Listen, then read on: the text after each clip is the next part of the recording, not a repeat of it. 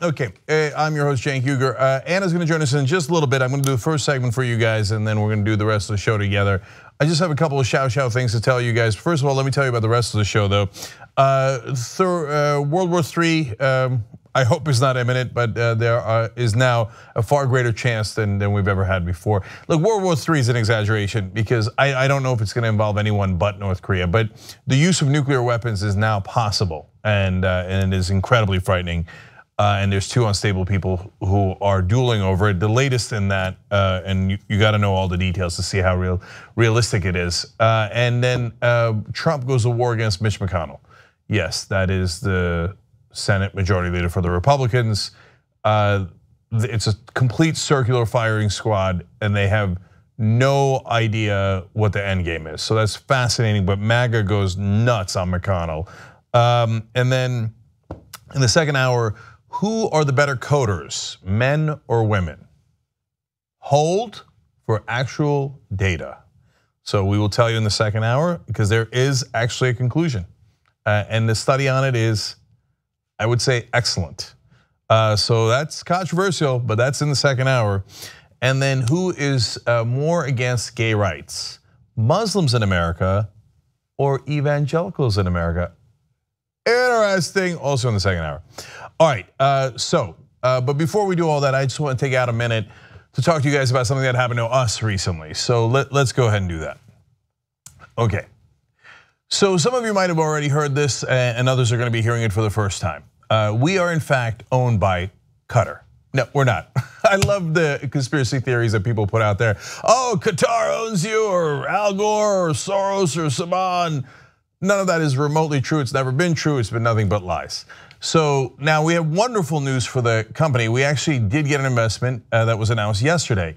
It's $20 million, which to us is a lot of money, and to you guys, I'm sure, is a lot of money. For a traditional media company, they're probably snickering. How could you ever get anything done with 20 million? Just $20 million. That is what they pay some of their anchors every year.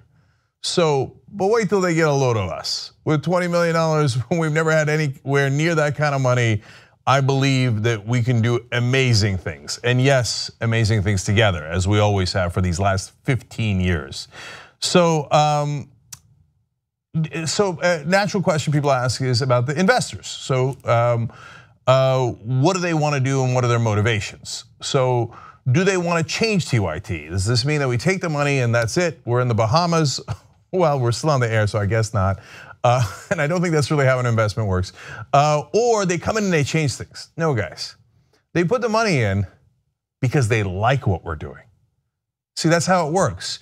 You put money into Nike if you say, hey, those are good sneakers and that's doing really well. You don't put money in to change something because that doesn't make any sense. You're probably gonna lose your money, or you don't know how it's going to go if you change it. So they put the money in because they think you guys are gigantic, which you are.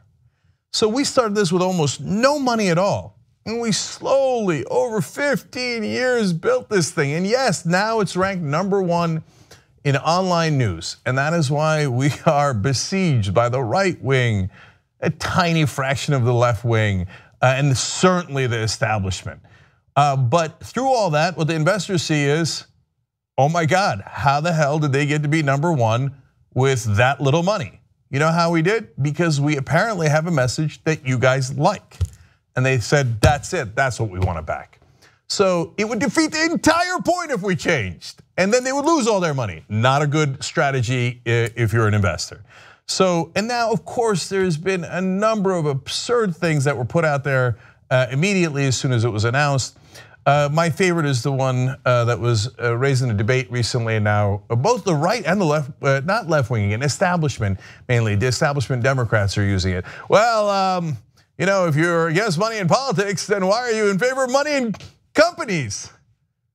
That doesn't make any sense. We're not a political party. I'm not running in 2020. TYT is not running in 2018. There is no such thing. You can't run a company. We don't think companies are people. Now, you can't run a company without money. We have about 100 people that work here, both full-time employees and contractors.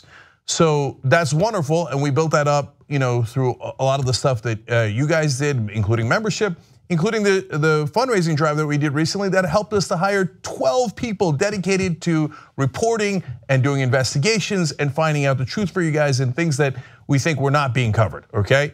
So now, but money in politics is a completely different issue. That's why it's a weird thing to answer. Okay, here, let me put it this way. If a company exists, are we against it? Of course not, we're a company. If a company goes to buy a politician, are we opposed to that? Yes, it's not that complicated. Companies should be allowed to do certain things like run a business. They should not be allowed to do other things like invest in politicians and say, oh, no, I'm doing this out of the goodness of my heart, when obviously they're doing that for a profit motive. So, some people say, oh yeah, do you want to get your own money out of politics? So as TYT, you wouldn't contribute to politicians? Yes, of course.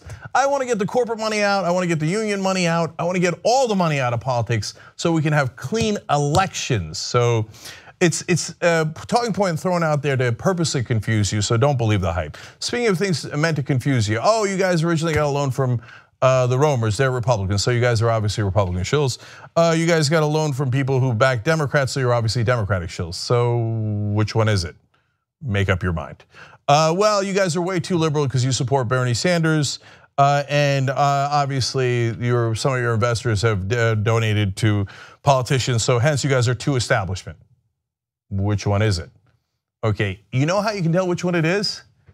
You can watch the show and you will see that we are no allies of the Democratic Party. That is why they're pretty much furious at us, the Democratic Party establishment folks. We're certainly not allies of the Republican Party.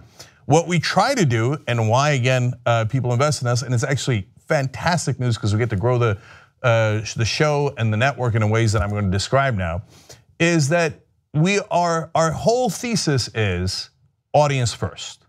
Don't sell out for access. Don't sell out for any of those issues. And you know why it worked? Because that's logical. Serve your audience first. Gee, I wonder why we became popular.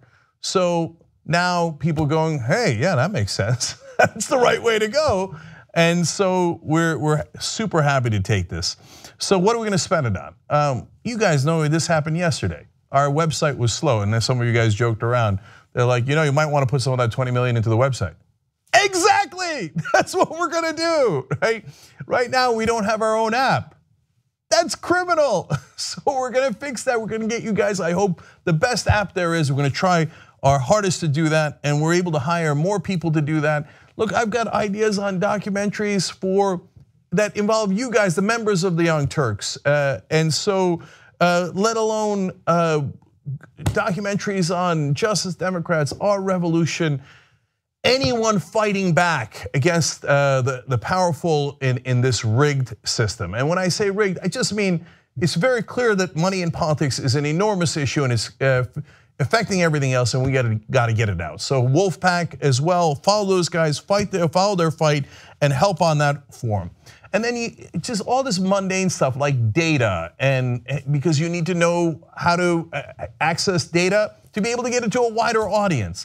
So I don't want to bore you with all the business details of how this works, but we're going to about double the size of the company.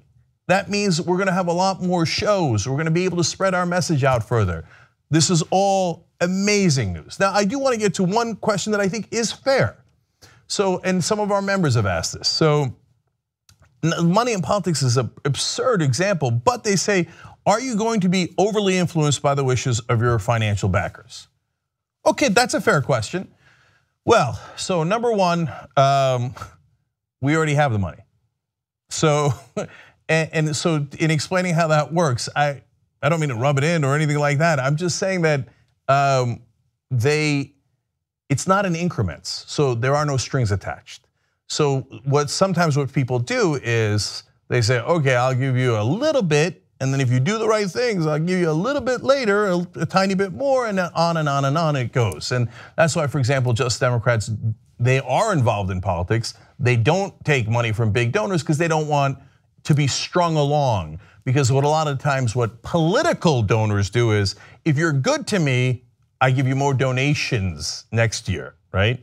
So we don't believe in that concept, and this was all at once. Some people saw that one of the investors is on our board and panicked that it's on our editorial board. No. First of all, we don't have an editorial board. we decide what's in the show every day with me, Anna, John, Irina, JR. We have a managing editor, Jonathan Larson. We have a head of programming, Matt Atchity. The investors have nothing to do with the editorial side at all.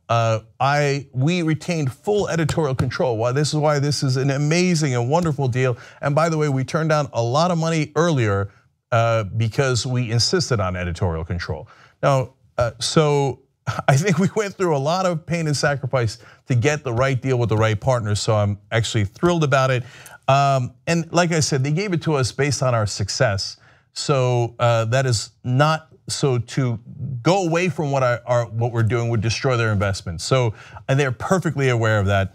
And guys, the most important thing of all is that the proof is always in the pudding. So we've been around for 15 years, and how do we get this big?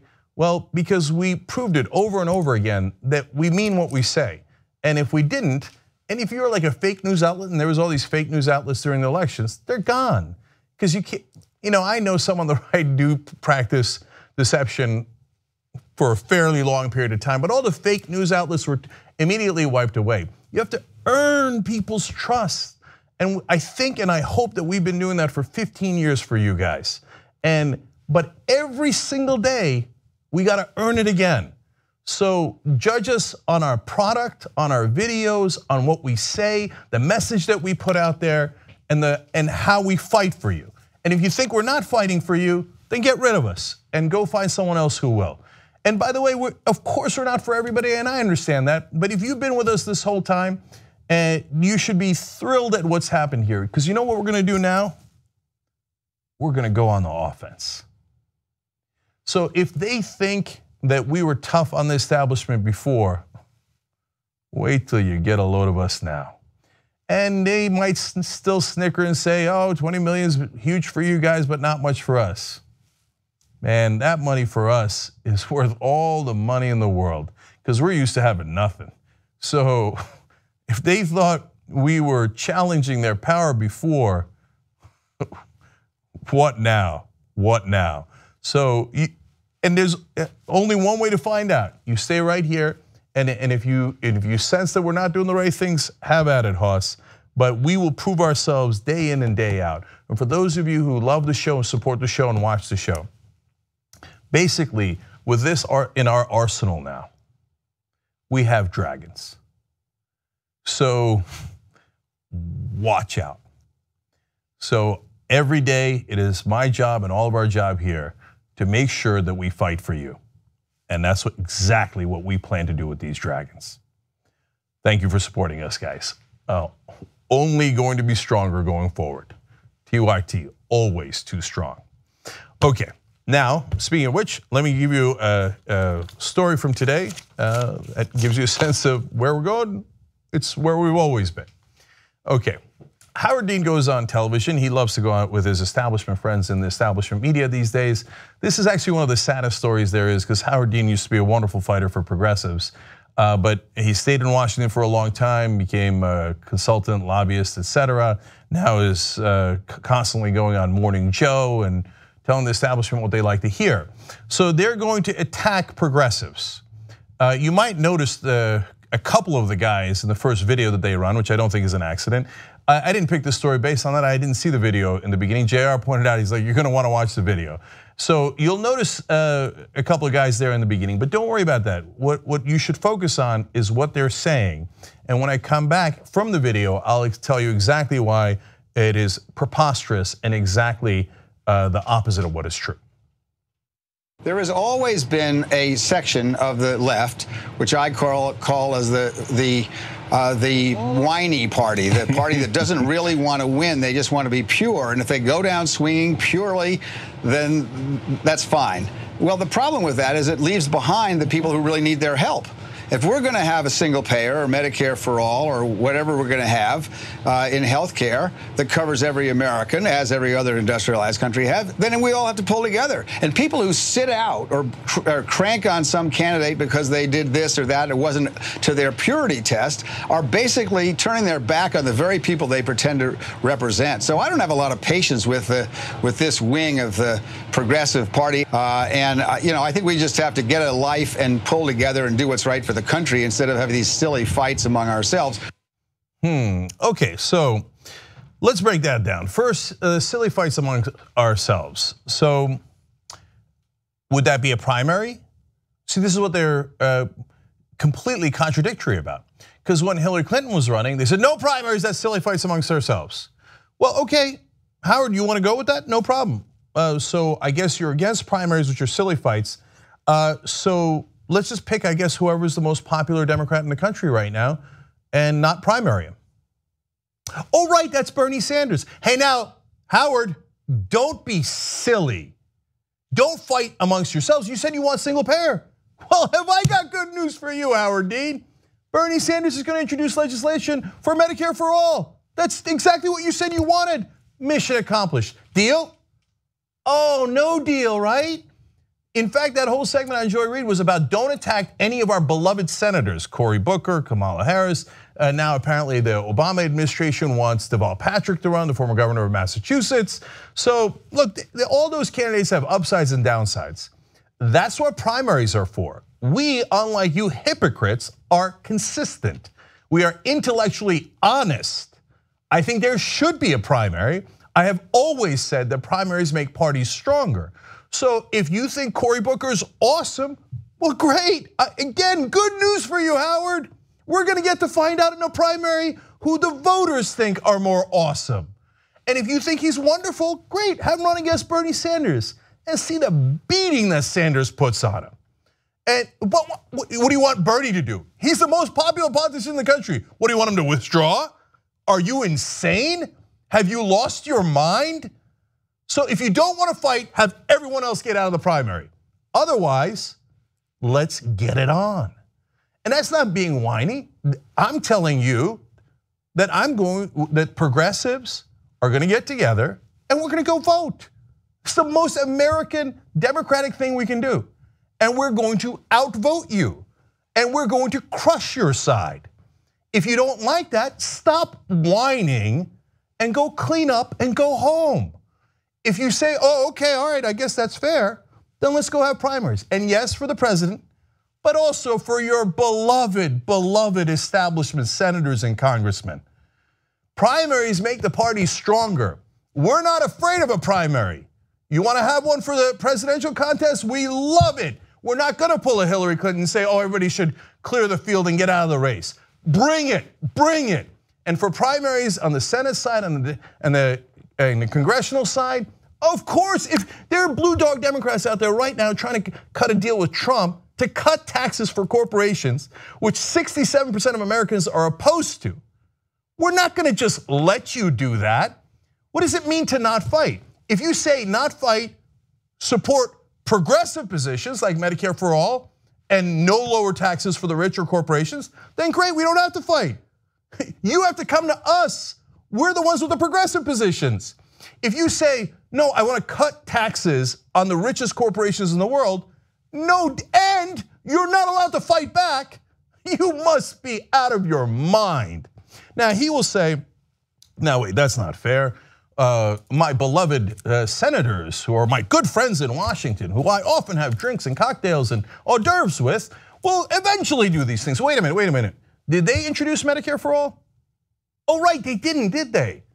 Hey, but that's okay. Bernie's introducing one. Senator Elizabeth Warren has supported it. Other senators are beginning to support it. By the way, if you're anything but an incredible schmuck, you would go support it even if you don't mean it for political reasons, which is likely what they will do soon. But they still, at this late date, those senators have not supported Medicare for all. They eventually will, because my guess is they'll realize, oh, right, the Democratic Party has progressives in it. I should pretend to be progressive. But they still haven't done it. So when you say, oh, well, don't be whiny and ridiculous. Let's be pragmatic. Well, I would want to support someone who would pragmatically get the job done. Okay, so that's Medicare for all. How about the issue of corporate tax cuts? Now, Howard Dean and on Joy Reid's program there, or wherever he goes on MSNBC, they were snickering, don't be ridiculous, we're going to resist Donald Trump. Our corporate Democrat friends are not for corporate tax cuts. Really? So I go to an article from The Intercept written by John Schwartz in October 19th of 2016. So this was right before the election. This is when Chuck Schumer and everybody in town thought that Hillary Clinton was gonna win. He's talking to John Harwood on CNBC. And here's the description from The Intercept. New York Senator Chuck Schumer, likely to be majority leader next year if Democrats take back the Senate, well, that didn't happen, told CNBC Tuesday that one of his top two 2017 priorities would be an enormous corporate tax cut. Now, you say, hold on, that's The Intercept. I don't trust them.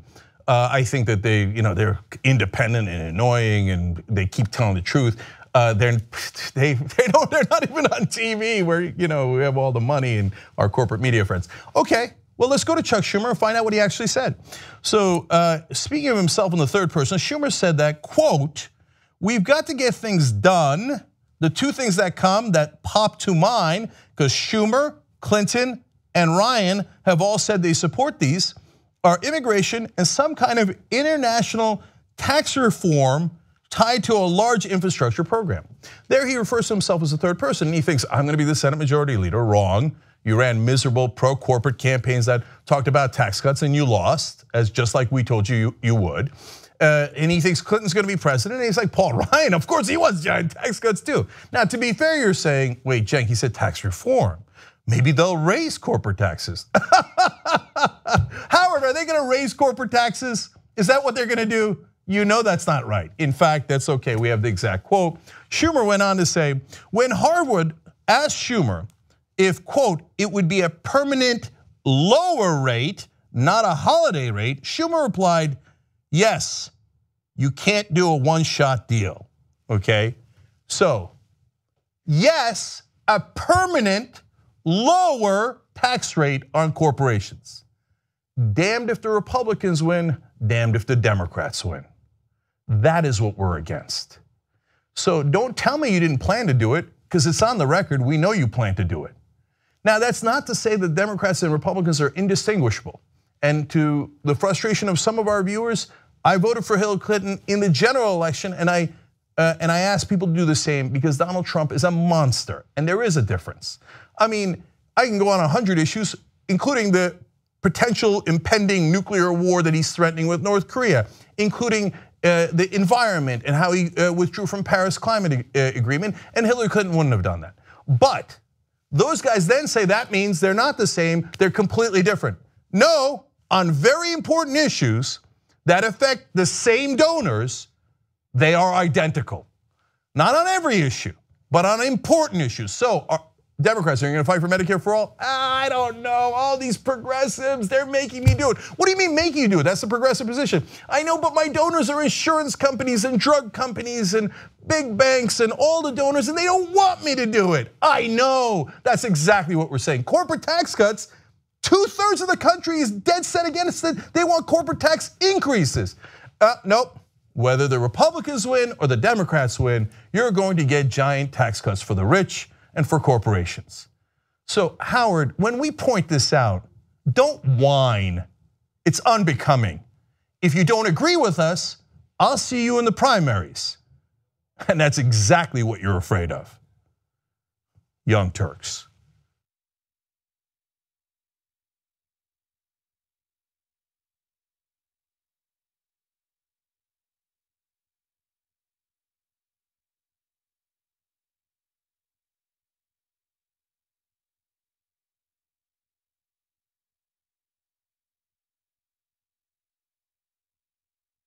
All right, well, the Young Turks special election day coverage dropping.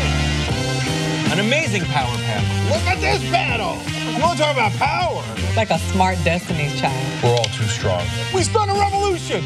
Yes, another one. Aren't you excited? Wow. Some of the best writers in the country are right here on this panel, with the obvious exception of John Irola. Let's not so quickly discount Harry Potter fan fiction. We have elected the top Twitter troll in the country. What ran me away from Christianity was judgment and condemnation. Assaulting peaceful protesters in North Dakota, crazier than bombing Yemen, crazier than bombing Syria so much they ran out of bombs. What infuriates me is being around the country and seeing misery, corruption, and injustice everywhere. This reductive interpretation of what their motives are, what Putin's are, by these amateur experts is just beyond. We don't kill our journalists, and they do.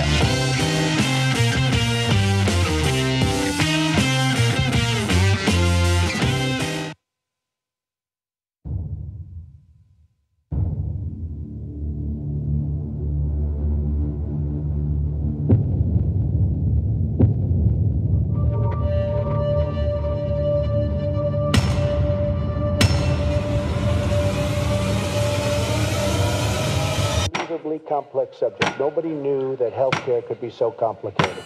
You said I had small hands. They're not smaller. I never heard that one before.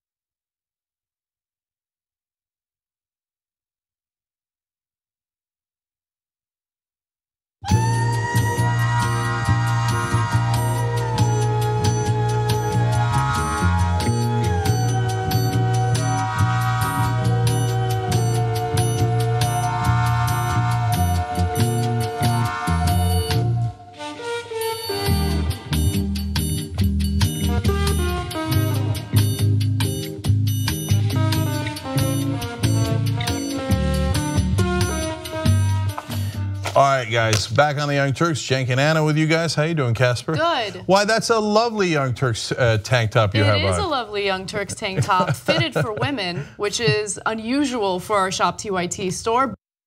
We're finally making apparel for women, so you guys should check it out. ShopTYT.com. Yes. All right. Gabby Marita writes, and if the mainstream media snickers at the Young Turks getting $20 million investment, remember that's what they pay to sexual harassers' golden parachute. That is depressingly true. In fact, it's low. O'Reilly got a $25 million golden parachute for sexually harassing women over and over again, and Roger Ailes got a $40 million golden parachute. And they don't have to run a business. They don't have to have 100 or 200 people. They just go home and just count their money for all the crimes that they've done. All right, Michael Farley says, Cenk and the rest of the TYT Live family, great news of the new investment. Keep fighting, #2strong and getting stronger. Thank you, Michael. Deborah NYC writes in, please do a live morning show, coffee and Danish with the Turks. Wrong, coffee and Johnny Pie with the Turks. So hold. No, in all seriousness, we have considered a morning show. We have to do a lot more thinking and planning around it, but there'll definitely be new shows coming up. And Marty says, so excited TYT is getting bigger. I can't wait to see all the great changes. TYT's on your ass, corporate media. #TYT strong. All right, last one. Commander in Gift says, problem isn't that Sanders is popular. It's that he still fights for progressive values, unlike these establishment Democrats who just talk. Man, they are defiant. Yeah. But like not in the cool way, in the bad way. Yes. In the we like to lose way. Yeah. No, they've learned nothing because they're paid not to learn. And so when Bernie Sanders is about to introduce Medicare for All in the Senate, they're scared to death of it because they're like, oh, but what if we don't back it because our donors don't want us to, then we'll get primaried. So Bernie, don't do that. And he's like, yeah, that's like your opinion, man. I'm introducing it. Okay. Yeah.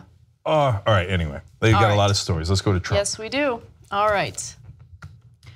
The conflict involving North Korea is unfortunately getting worse due to some of the public comments that Trump continues to make. Now, to give you a little context, yesterday during a press conference in regard to the opioid epidemic, a reporter asked Donald Trump what he intends to do with the issue of North Korea developing nuclear weapons, and here's what his response was.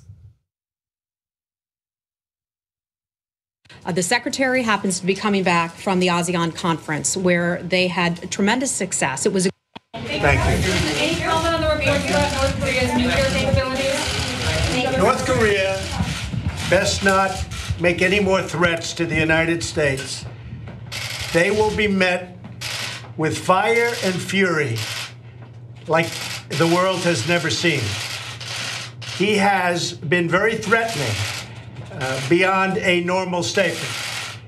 And as I said, they will be met with fire, fury, and frankly, power, the likes of which this world has never seen before. Thank you. Thank you. Thank you. Now, North Korea didn't take kindly to that message, and they responded by saying that they would target Guam, a US territory, and unfortunately, Donald Trump decided to double down. Now, he did so in the form of 2 tweets. He didn't mention North Korea specifically, but it was clear what he was implying and what he was indicating.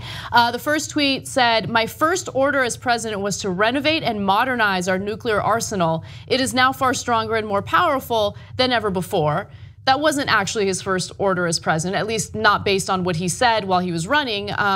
But nonetheless, that's what he claims now. And he also says, hopefully we will never have to use this power, but there will never be a time that we are not the most powerful nation in the world. Okay, so 3 things about this. First of all, this settles the debate. Was he talking about nukes? Yes, he was clearly talking about launching a nuclear missile at North Korea. So we live in dangerous times with dangerous leaders.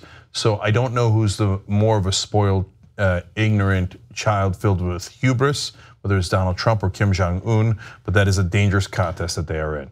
So it is firmly established now what the conversation is about. The US is threatening to use nuclear weapons. Now we tell everybody that they can't even have those nuclear weapons because they'd be so dangerous if other countries had them because they might use them. Right. But we have used nuclear weapons, and of course it's a completely different context, but now we're threatening to use them again. Okay, number 2, almost everything in the tweet was a lie. So it was not his first order. His first order was against Obamacare.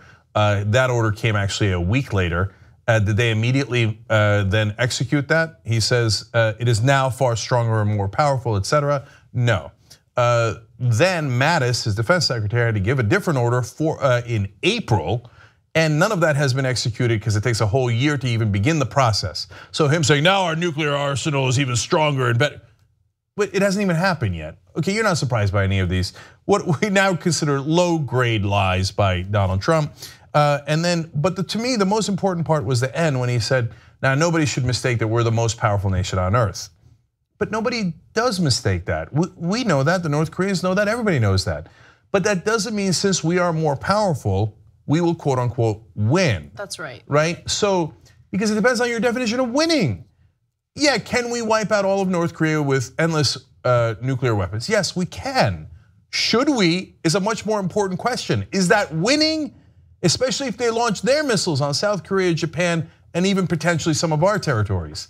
I wouldn't call that winning. Yes, we would obliterate them, but it is not a win for the United States of America. And keep in mind that this is all in response to the fact that North Korea, there is some intelligence indicating that North Korea has developed smaller nuclear weapons that they can place onto these missiles.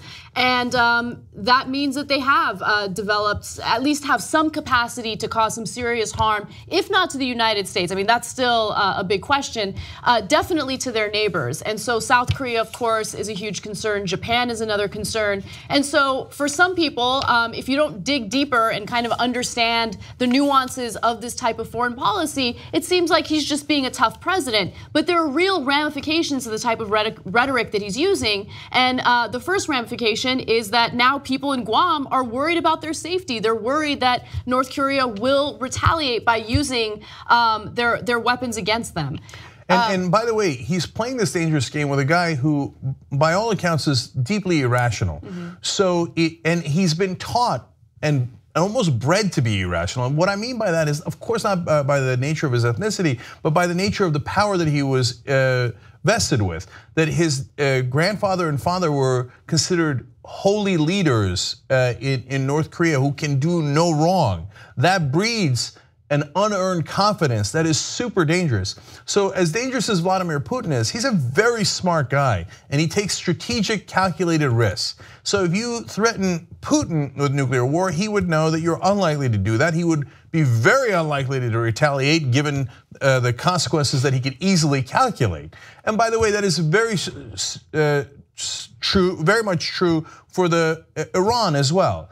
The leaders of Iran are terribly corrupt and dictatorial, but mainly they want to make money and oppress their own people. They can make normal human calculations. By the way, they don't have a nuclear program thanks to the deal that Obama made. So, but when you do it with Kim Jong-un, that is not a rational actor. And one that has never showed that he's ever cared about his own people. He's the one basically imprisoning his own people. So you're playing with fire here, literally. And it's not just Donald Trump. So his Secretary of Defense, James Mattis, has also released a statement in regard to what's going on with North Korea. And I want to read you a portion of it. First of all, the most relevant part in his statement was the following. The DPRK should cease any consideration of actions that would lead to the end of its regime and the destruction of its people. And so the fact that that's even a consideration is something that people should be concerned about, at least if you're a human and you worry about innocent individuals dying as a result of all this. Another part of his statement that I thought was relevant goes as follows. President Trump was informed of the growing threat last December, and on taking office, his first orders to me emphasized the readiness of our ballistic missile defense and nuclear deterrent forces. While our State Department is making every effort to resolve this global threat through diplomatic means, it must be noted that the combined allied militaries now possesses the most precise, rehearsed, and robust defense and offensive capabilities on Earth. And again, this is how he ended the statement. The DPRK regime's actions will continue to be grossly overmatched by ours and would lose any arms race or conflict it initiates. So again, this talk of winning and losing. Yeah, I don't doubt that the North Koreans would quote unquote lose. I mean, you just threatened to kill everybody in North Korea. Yes, that would be a loss. But that doesn't mean we win. Number one, we will have done something horrific, perhaps by launching nukes. Even if it is 100% successful and North Korea can't get a single missile, let alone nuke off the ground, we will have incinerated hundreds of thousands, perhaps millions of innocent civilians who are in North Korea. If you don't care about that, there's something wrong with you. Now, if you say, look, I get it, but Americans are more important. I understand that. Look, I believe that all humans are the same. I know that conservatives find that to be an outrageous position.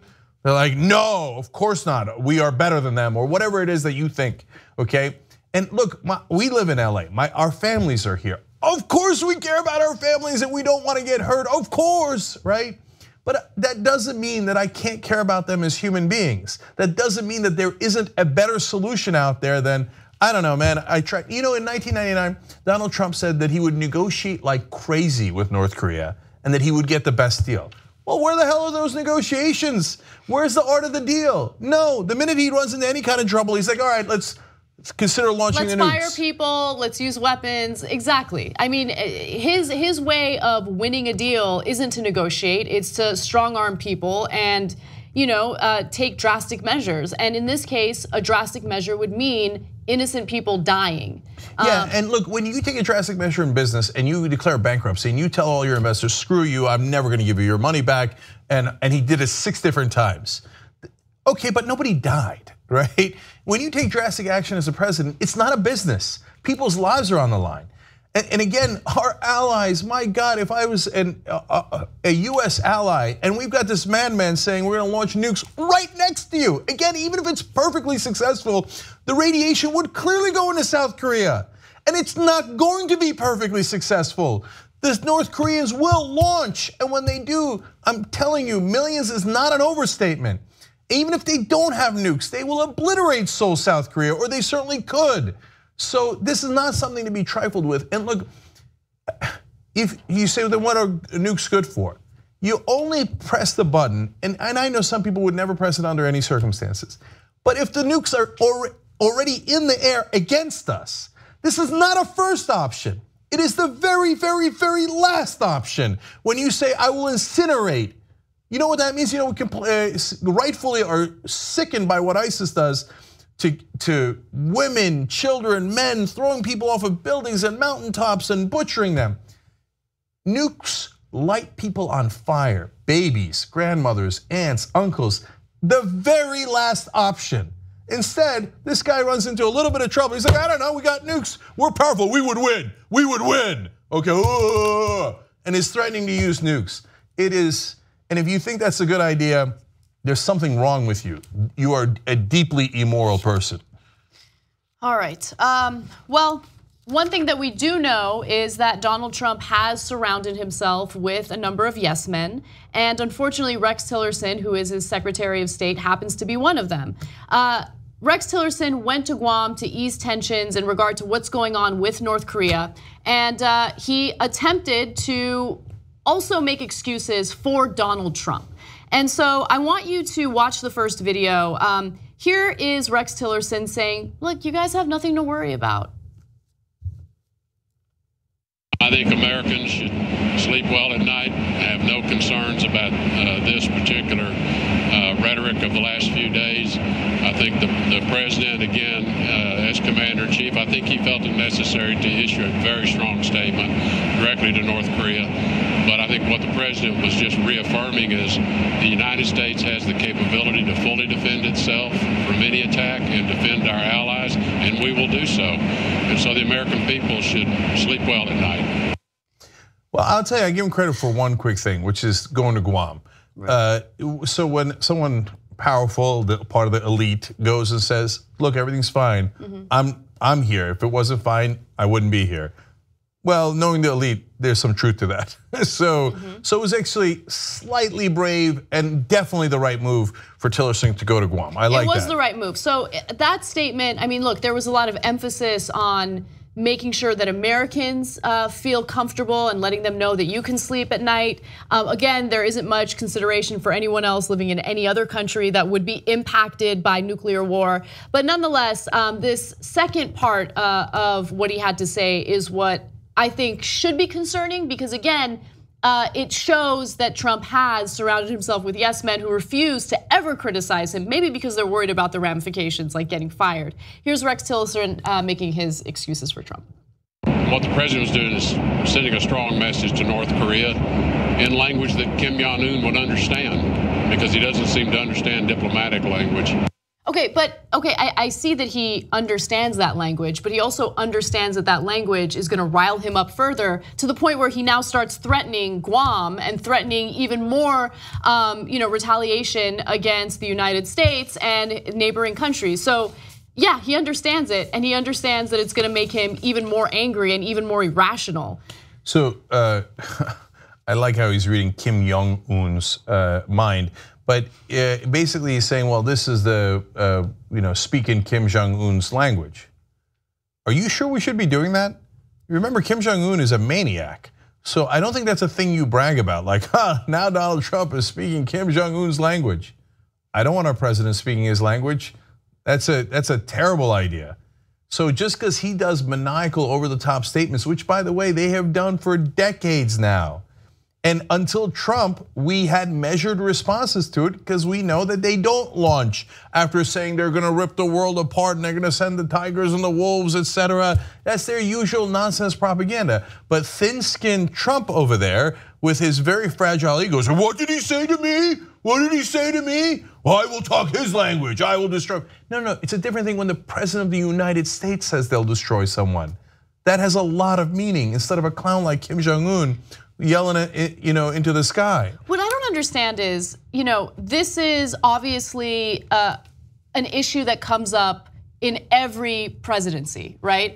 It came up during George W. Bush, came up during Obama, now it's coming up during Trump's administration. And what I fail to understand is, look, we have an intelligence community that is keeping an eye on North Korea and knows what's going on. And we also have a military that's supposed to have a strategy to help maintain national security and our safety.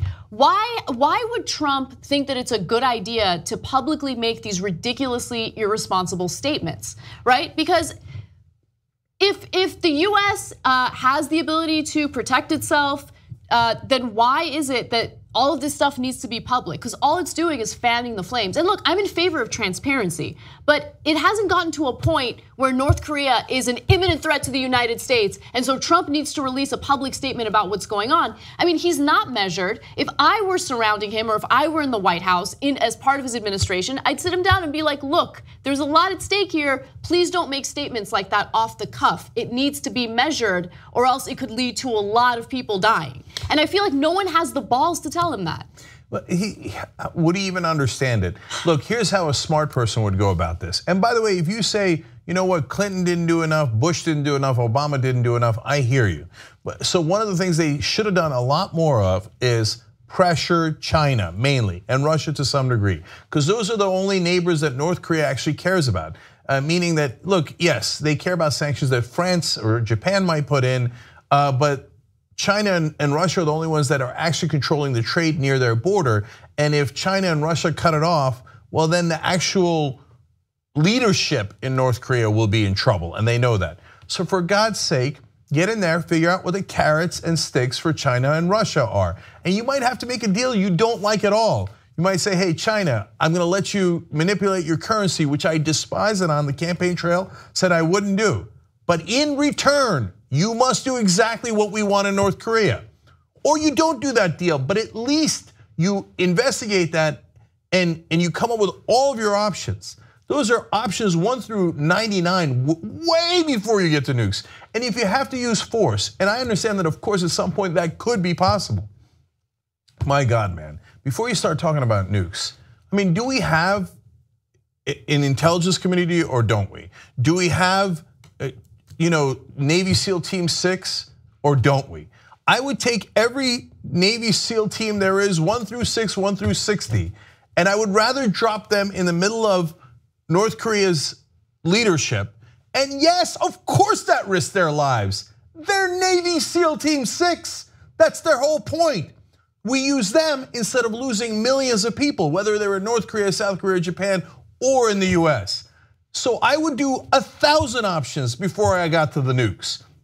On the minute this guy's challenged and his ego is challenged, let's bring out the nukes. That's why he's a monster. That's why I think the whole world is in big trouble here, because nobody can corral him, and it isn't about what the right thing is, and he does not have the intellect to figure it out. So he does what any baboon would do. Okay, bring me a stick and I'll bash their heads in. Right. We're supposed to be better than that. All right, let's take a break. When we come back, an update on the investigation into Manafort's ties to foreign governments. And then later on, Mitch McConnell complaining about Trump's expectations.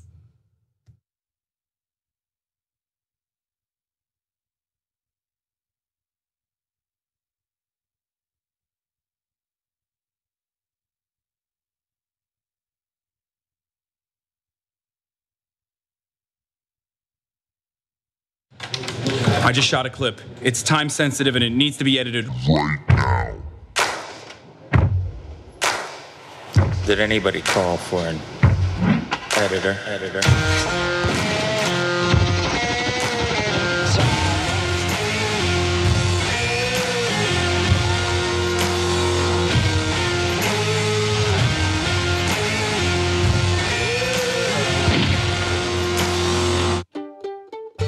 Need this in an hour. But you're an editor too. Love you.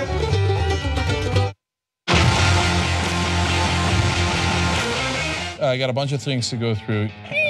No Republican would have ever voted for Bernie. He would have done worse than Hillary Clinton. They're so miserable. All right, I'm gonna stop myself before I say things that are offensive. If I ran for office, and that would be a trippy day, right? I'd break even more rules than Trump. If I had all the money in the world, I would enjoy that. We have a great show for you. Steve's answer is C, Dave's is A, and the correct answer is, of course, B. You guys are the worst.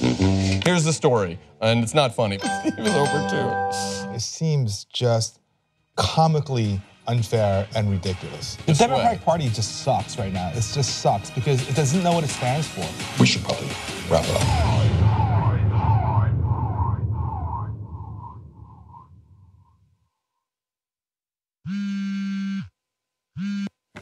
Hey, Jen, what's up? Aaron, my VCR keeps flashing 12, but it's not even midnight. Go.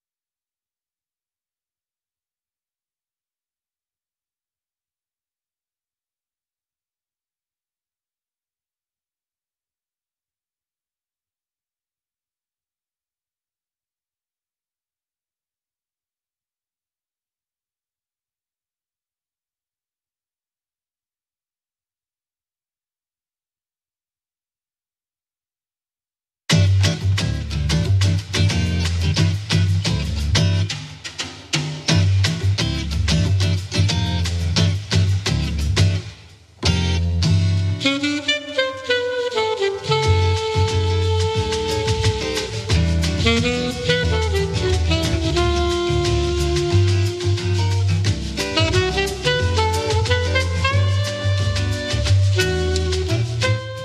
right, back on the Young Turks, Cenk and Anna with you guys. Null Cookies writes, since that body language referring to Trump crossing his arms and leaning back as he's saying about talking about fire and fury. Yes. Totally, that body language is just pitiful. What a man-child, way to convey strength for your fire and fury. The Kitchen Witch writes, and visions of Anna wearing that tank top, riding a dragon into the next Democratic convention. Dracarys, yay that. Can I just give you guys a little inside baseball? So I came in to like watch the video elements that we had for hour one before leaving so Cenk can do the first segment on his own. And Cenk looks at me and he's like, are you ready? Like you were disgusted with the way I look or something. No, not remotely. And I was like, oh my God, should I change? No, because you don't normally dress like that. I don't. I usually wear like a dress or something. I made no aesthetic comment on the No, he didn't make an aesthetic comment. I'm obviously, trying to figure out what he's implying. But I was like, yeah, I'm ready. Are you ready? Dracarys, see that. Okay. Anyway, Control Left. Hope writes in, hope John Idaro's polar trip has an equal number of men and women. With all the North Korea news, they might have to repopulate the planet.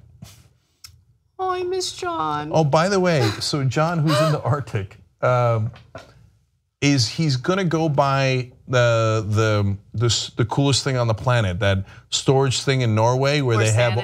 Oh, okay. No, well that's cool too, but no, where they have all the seeds of all the that's right. flowers, grains, etc. on planet Earth. Yes. And so they're gonna go by there, which is so cool. So if they need to repopulate the Earth, we got the right guy at the right place. Yeah. Okay. And speaking of inside baseball, which Anna mentioned a second ago, we'll do a little bit more of that in the post game today. I want to just talk to the members a little bit about the investment too. Just a little bit more of that today at tytnetwork.com/join. Okay. All right. What's next? All right. Paul Manafort is being investigated for his ties to foreign governments and the money that he's been paid by these foreign governments, including Turkey and Russia. And so, interestingly enough, there was a report today indicating that the FBI conducted what's known as a pre-dawn raid, a no-knock raid of his home in late July. So federal agents appeared at Paul Manafort's home without advance warning in the pre-dawn hours of July 26th, the day after he met voluntarily with the staff for the Senate Intelligence Committee. Real quick, what's interesting is that Manafort's team is saying that he's been cooperating, there's no reason for them to do this raid. He has given them all the documentation that they have asked for. But the only time that these types of raids usually happen is when the person being investigated refuses to cooperate. So look, I don't know what's really going on behind the scenes. Manafort could be telling the truth, or it could be that he's not cooperating, or investigators feel as though he's not being completely honest with them. It could also mean one other thing, which is that one, they're not sure. They think he might be cooperating, but they're investigating for serious crimes, so they're not going to take his word for it. But secondarily, it could also be a signal to him. Don't, as Washington Post put it, don't expect gentle treatment. So we're not kidding around. You are going to go to jail, and if we catch you, etc. And you might also, he might have deleted some of the documents if he. I don't think he's stupid enough to have kept them on his home computer. That would be monstrously stupid. Yes, he worked for Trump, but he's not Trump. Nobody's that dumb, right? So, but even if you wiped him away, we got some pretty good IT guys in the federal government, and they might be able to find them anyway in your hard drive. And so it's kind of a warning shot to him, you better cooperate. Not necessarily about your case, but about the other case. There's also another implication that his team is worried about, and I think that it's warranted. So they're concerned that these investigators are attempting to make things so difficult for Manafort, and they're trying really hard to find as much dirt on him as possible to kind of use against him as leverage so he can maybe disclose some of the financial ties that members of the Trump administration have, or Trump himself has, with the Russian government. So this is prosecution 101. Now, So if they find that Manafort did something wrong, even if it's not connected to the Trump campaign that he was a part of, and remember, he was Trump's campaign manager. He was a huge part of the Trump campaign. Well, first of all, they found evidence of a crime. They're not going to cover that up. Second of all, that is exactly how you get people to flip. So they go, now look, Paul, you're facing 20 to life. Now you could go in that direction. Have at it, Hoss. Or you could give us evidence on another case that we're working on. Oh, that happens to be the connections of Russia and Trump. Now, if he doesn't have any evidence to give, then he won't have any evidence to give anyway. And if he didn't commit a crime, I mean, this is conservative 101, right? Well, if he didn't commit a crime, he's got nothing to hide. So there should be no problem at all. And by the way, this is not done in any kind of untoward way. They did it exactly the right way you're supposed to under our system. They got a warrant, they went to a court, they had an independent judicial body say, yes, you have enough evidence to go execute that warrant and get further evidence on Manafort, which already means he's in some degree of trouble. Right. And honestly, that's extremely important for me. I know people might have different opinions on doing it the right way with the warrant, but regardless of someone's political motivations or regardless of how bad Manafort's ties to foreign governments might be, I want to go through the process the legal way. I want to make sure they get the proper warrants. I want to make sure that justice is served. And justice means that we do go through the right channels, the legal channels, in order to prosecute someone fairly. Look, I studied law. I am technically a lawyer. Obviously, I'm not a practicing one. But back when I was in law school, I also interned for a couple of prosecutors' office. But you don't need any of that. You just turn on the TV, watch any of the crime shows. It's all over there. So for the people who are like, well, that's not right. They shouldn't be investigating other crimes, and they shouldn't use one crime as leverage to get information on another crime. You don't know anything about prosecution if you're saying that. Of course, that's exactly what you do as a prosecutor. If you got a low-level drug dealer, you get him on, not necessarily, you could get him on drug dealing, or you might get him on stealing a car or anything else, and then you go now turn in the actual higher level drug dealer. Prosecution 101. But that implies that there is actually something to prosecute, and you don't know that until he actually turns in the evidence. So let them go through their process, do it the right way. Of course, get a warrant. Nobody's interested in doing anything that isn't the American way and the right way to do it with checks and balances. And at the end, let's see what they got. Yep. All right, moving on to some more domestic news. Following the Senate's failed attempt to repeal and replace the Affordable Care Act, Mitch McConnell made some pretty strong statements in regard to Donald Trump's expectations. In fact, he seems to be complaining a little bit about how Donald Trump, A, doesn't seem to have the experience to know how this process works, and B, has expectations that are a little ridiculous. If you don't believe me, take a look at what Mitch McConnell had to say, and you'll kind of get a sense of how frustrated he is. Part of the reason I think that the storyline is that we haven't done much is because,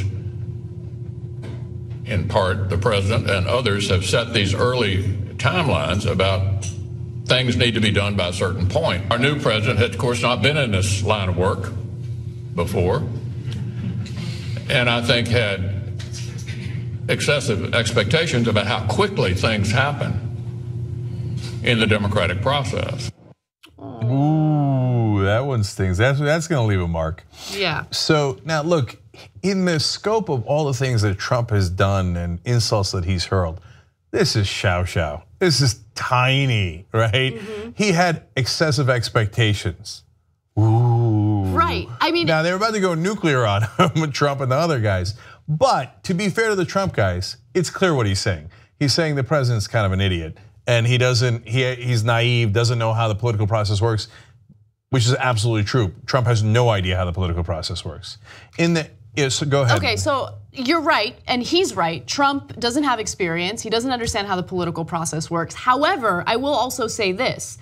It is true that, Republicans in Congress have been beating the drums in regard to repealing and replacing Obamacare for 7 years straight, right? And they just talk the talk, but didn't know how to do the walk because they pretend as if it's an easy process. They've been ignoring their constituents. They've been ignoring what the American people want. They've been ignoring the polls that indicate that, hey, once you refer to this healthcare policy as the Affordable Care Act and you take specific parts of it and poll Americans on it, they love it. They don't want to get rid of it, including Republicans, right? They've ignored all that information and that data because all they want to do is pander to the right wing, and they want to make it seem as though, they're these tough guys that are looking out for the best interests of the right wing, even when there are members of the right wing who kind of secretly love the Affordable Care Act, or at least components of it. Okay, so. Can I just say one more detail on that before we turn to the MAGA rage? And both sides you're right, Anna, are right and wrong in different parts. Yes. Okay, but the thing that McConnell's most right about is he says, look, he explained in the whole context of that speech, the votes aren't there. So look, we had the vote and we rushed it, and it turns out we didn't have enough votes, which I was afraid of, but Trump said, have the vote now, have the vote now. All that is true. And then Trump says, well, okay, but why don't you just not have the filibuster? Okay, well, it wouldn't have mattered because you didn't even have 50 votes. You lost the vote. That's right. It didn't have anything to do with the filibuster. And even if you want to get rid of the filibuster, okay, he's like, we don't have the votes for that. I don't have enough Republican senators who are willing to kill the filibuster. So I don't know what you want me to do about that. The votes aren't there. You want me to have another vote and all of us get embarrassed again? Right. Okay, we can get embarrassed again. But here's another thing. McConnell enabled Trump, right? Supported Trump, enabled him. So, now you're upset because you're getting some criticism from those on the right. Okay, well, you enable this type of behavior. That's right. So go ahead and take it, because that's what the reality of the situation is. And again, the reason why they were unable to pass a replacement plan for the Affordable Care Act is because the constituents held their feet to the fire.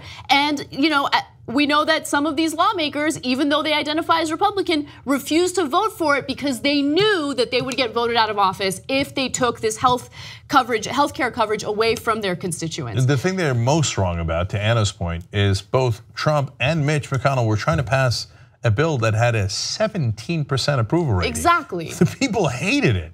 So, and Anna's right. You created this monster. You enabled Frankenstein. So just take it, Mitch. Okay. All right, so now let's move on to the reaction to Mitch McConnell, which is pretty great because it shows some pretty significant infighting among Republicans. Mitch McConnell complained that Donald Trump does not have experience of the political process and as a result has unreasonable expectations when it comes to passing legislation. Well, Donald Trump and a number of people on the right didn't take too kindly to what McConnell had to say. And so the response has been pretty fierce and very interesting. Let's hear from Donald Trump first. He tweeted about Mitch McConnell's statements and said the following: Senator McConnell said, I had excessive expectations, but I don't think so. After 7 years of hearing repeal and replace, why not done? Why not done? It's not done because their replacement plan was deeply unpopular, and even members of the right did not want to repeal the Affordable Care Act and specific components that they get to take advantage of, right? Components including being able to stay on your parents' health insurance until you're 26, Tommy Lauren, or not being disregarded by insurance companies or rejected by insurance companies for having a pre-existing condition. What Republicans could have done is improve the Affordable Care Act, but they can't do that. They're gonna go ahead and upset their donors if they do that. So instead, they're gonna go ahead and try to screw the American people over. But nonetheless, Republicans failed with this attempt, and Trump's upset about it. And Mitch is right, but Trump is always also right. Like it's really interesting. Yeah, well, look, so let's go to Dan Scavino's tweet on it. So he is the social media person for Donald Trump. He helps him on Twitter, which is hilarious. All right, he says more excuses, and the Senate Majority Leader must have needed another 4 years in addition to the 7 years to repeal and replace Obamacare. Well, again, to Anna's point, he's right. I mean, you had 7 years to come up with a proposal that was great and that you can get all of your Republicans to vote for once you guys have the majority. But he's also wrong because their proposal was never great. And Trump and Scavino and his whole team supported that miserable proposal. The reason they couldn't pass it is because they didn't have enough votes. because they were lying those 7 years. They pretended, and Trump during the campaign did the same exact thing and even more. They pretended they had a secret magic options that would cover everyone, would give you a lower premium and better coverage. Well, none of those things turned out to be true. Their option turned out to cover 20 to 30 million people less than is covered now. Turned out premiums were going to be 4 or 5 times higher. Not 4 or 5%, 4 or 5 times higher for older people in America, and higher overall for most people other than the young and the healthy. And you would get less coverage in your health care. So it was an epic debacle, not because somebody played the politics wrong, not because they didn't have enough time to prepare. It's because they were always full of crap. They never had a better proposal. So yes, you guys can punch each other in the face and God bless your hearts, keep doing that. But at the end of the day, you're attacking each other for the same bill that you both wanted passed that Americans hated and polled at 17% because you were lying all along. And that's the problem, not because McConnell is lazy or that Trump had too high expectations. It's just you guys never had the right bill. They never had the right bill, and they never listened to what Americans really need or want. And that's the biggest issue. It happens on the Democratic side as well. And so there is infighting among Democrats right now. But you see the same behavior on the right, and it's time for lawmakers who have gotten elected into office to represent people to actually represent their constituents, because that's not what Republicans did. All they did was whine and cry and mope about the Affordable Care Act for 7 years, knowing full well that that was actually a Republican plan crafted by the Heritage Foundation for Massachusetts, under Mitt Romney, by the way. Okay, so final attack against McConnell came from Fox and Friends. Fun little video, let's take a look.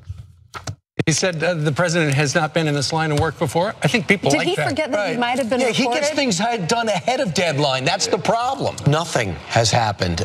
They've passed almost nothing of substance. Well, instead of complaining, instead of taking a recess and a break, then fine, go back to the Senate, work it out, get it done for the American people. Why is he in Kentucky? And they're not ready. They weren't even ready to push the president's nominees forward and fast. Whatever time you need, get it done. But don't complain about it. Don't have the victim mentality. He's complaining that the president doesn't realize how long stuff takes in Washington.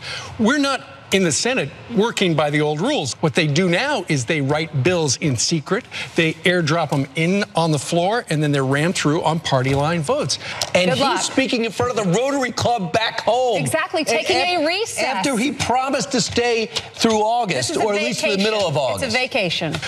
He's complaining we don't have time. The way they do it, he's got plenty of time to do that. Oh, then maybe we need to change the system. Maybe this is what the president's talking about, draining the swamp. Maybe the long, lengthy parliamentary whatever procedure or system they have that takes forever. Unbelievable. That's not realistic. It's not realistic because you stop working.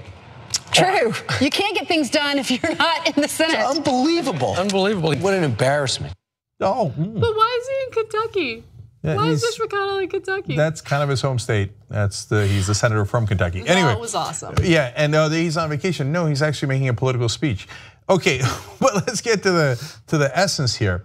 And one more fun aside. She's like, they should do that thing with the parliamentarian or whatever it is that they do. That takes forever. Please don't stop. You want to talk about embarrassing? Okay, so this is a coordinated attack by all the Trump supporters on Fox News. Sean Hannity called in capital letters Mitch McConnell a weak, spineless leader who needs to retire. And Lou Dobbs, another huge Trump supporter, said you need to ditch Mitch, and he called him lazy McConnell. So these are nuclear attacks against Mitch McConnell. And they said in the middle of that segment, this is what Trump meant by draining the swamp. He's saying that the Senate majority leader for the Republicans is the swamp. Okay, that's what they're saying on Fox and Friends. So you're going nuclear on Mitch McConnell.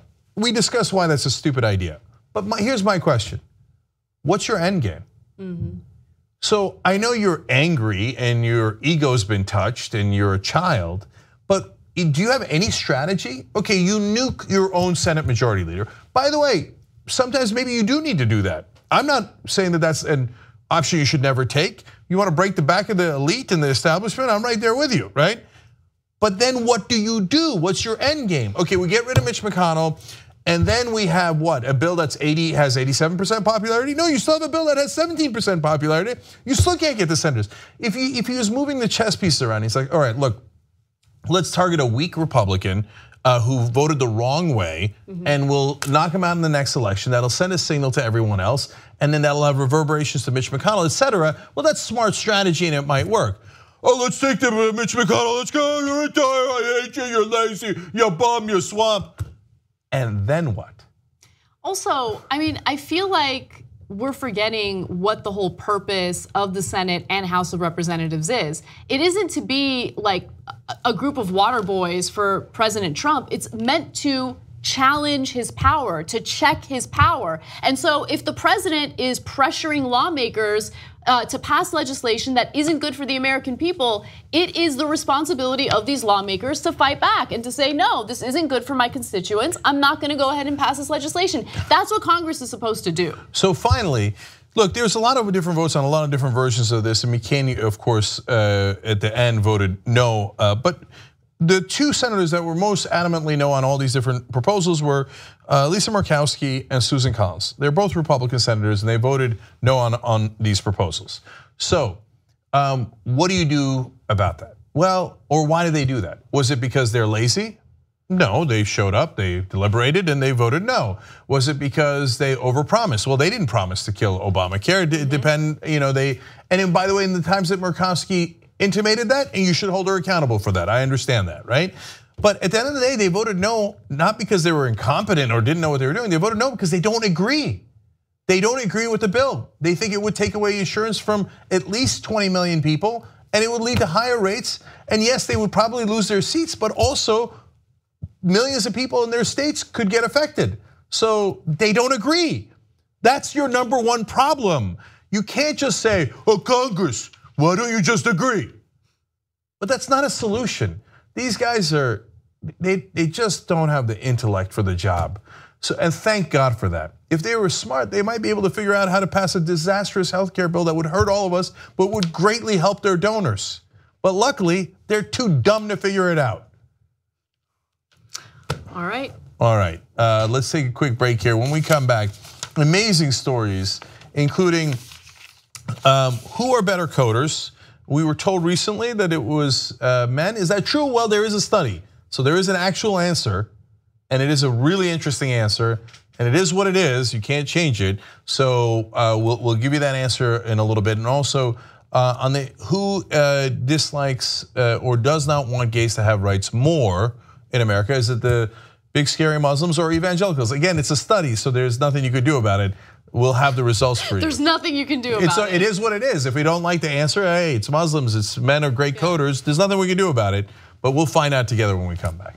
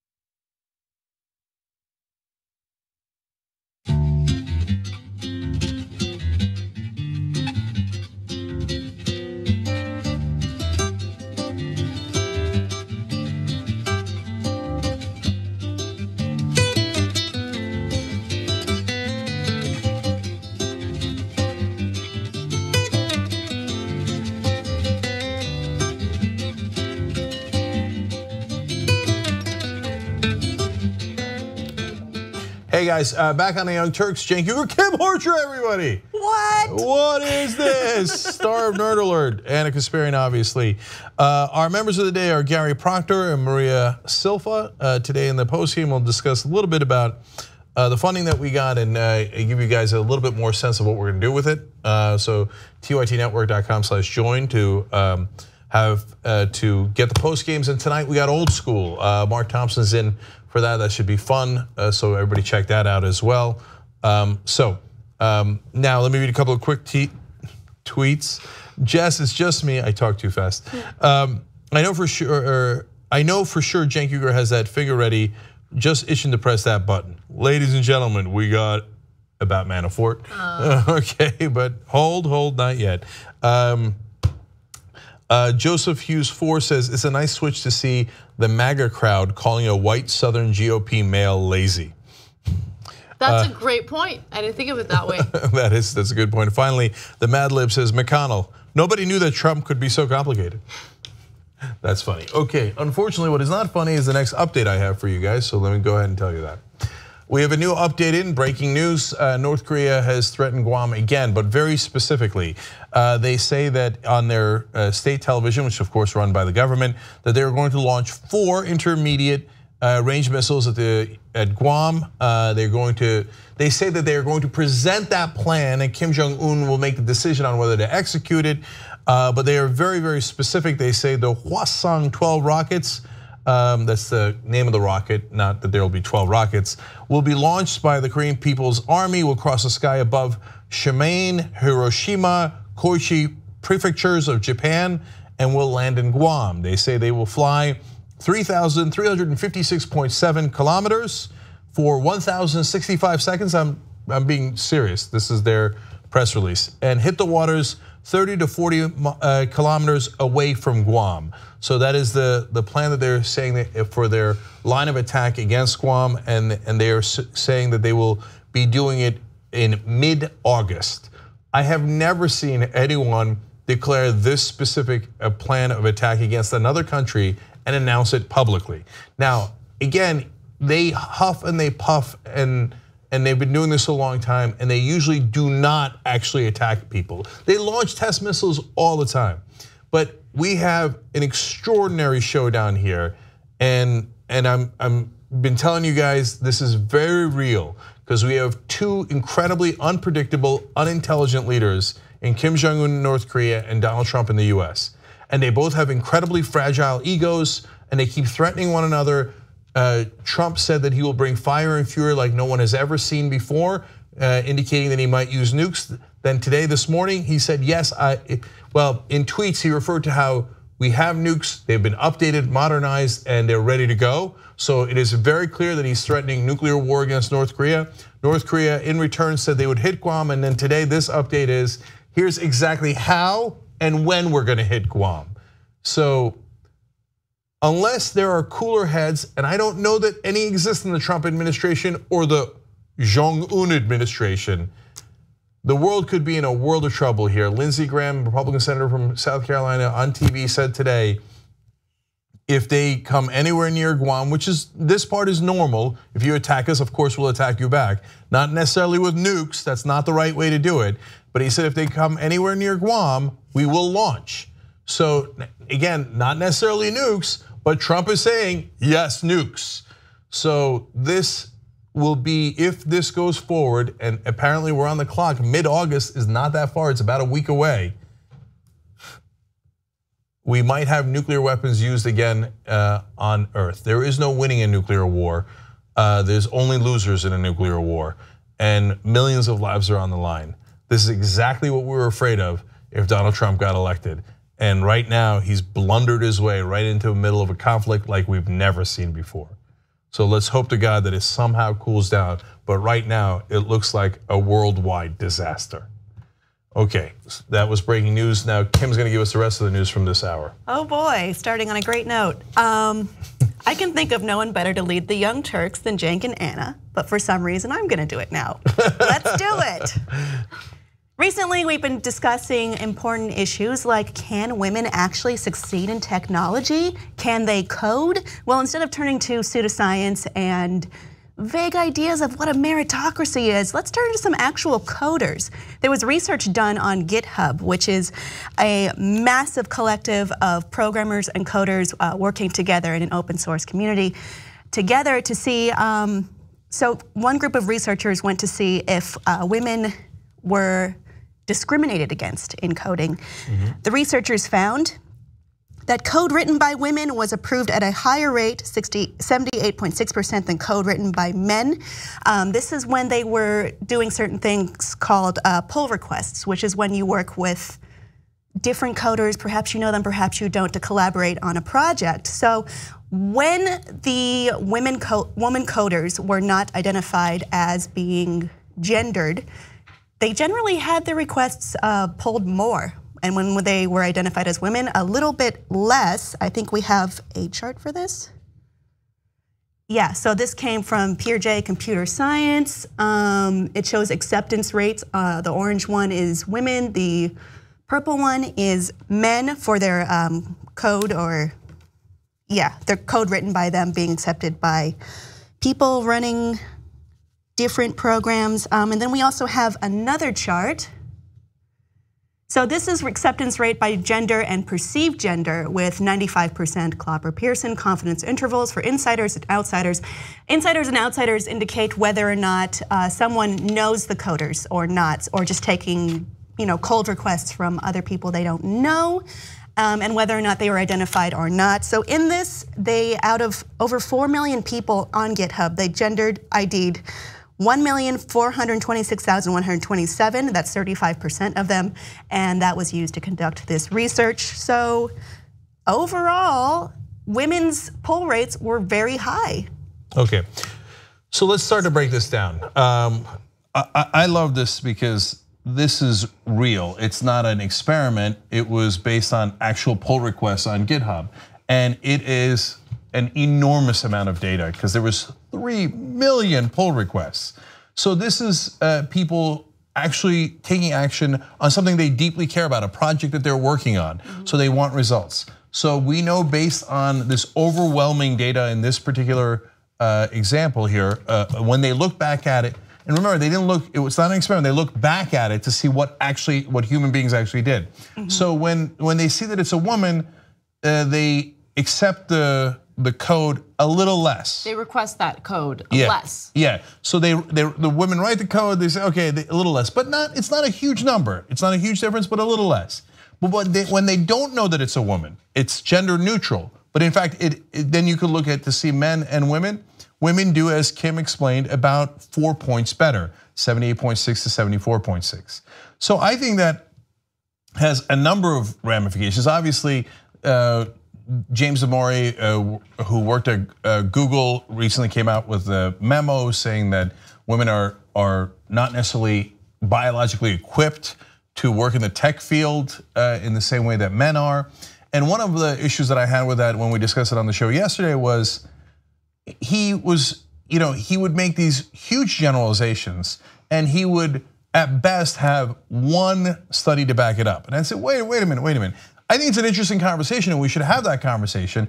And in fact, this leads to a further conversation on that matter in a way that's somewhat uncomfortable. Yeah. But you can't make generalizations based on just one data point.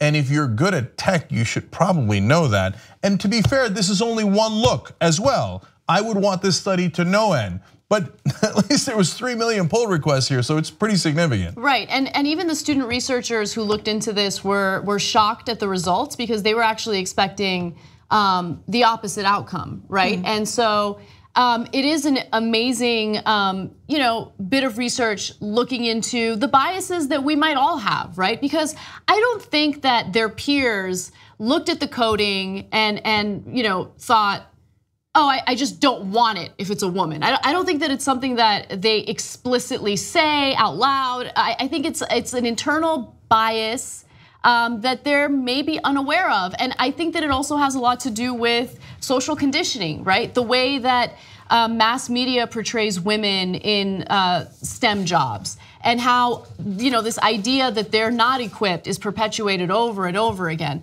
And so I like this study, but at the same time, I think that the conversation is important. And my biggest issue with the story involving that Google engineer was, I agree with you, he generalized. There were issues with what he had written, but the way Google handled it, I think, unfortunately stopped the conversation. It squashed the conversation when we should have a real conversation about it. I think there are some legal repercussions, or ways they handle this, because if he had done it on social media, for instance, they'd have to probably let him have his freedom of speech, but this was done in an enclosed employee, was it a forum?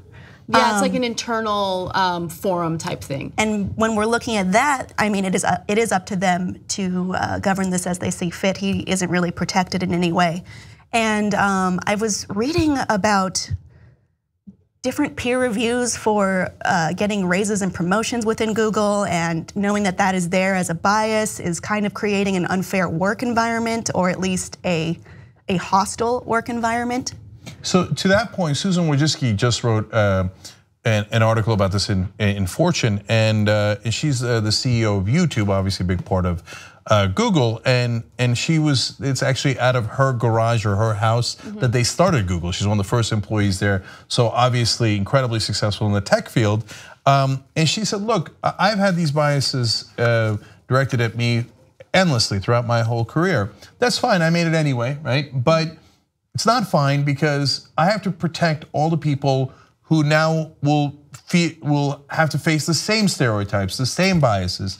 So now are they going to think that women are neurotic and hence don't belong in tech? And then is it fair to say then they feel it's a hostile work environment when they face those stereotypes based purely on their gender and not on their individuality, right?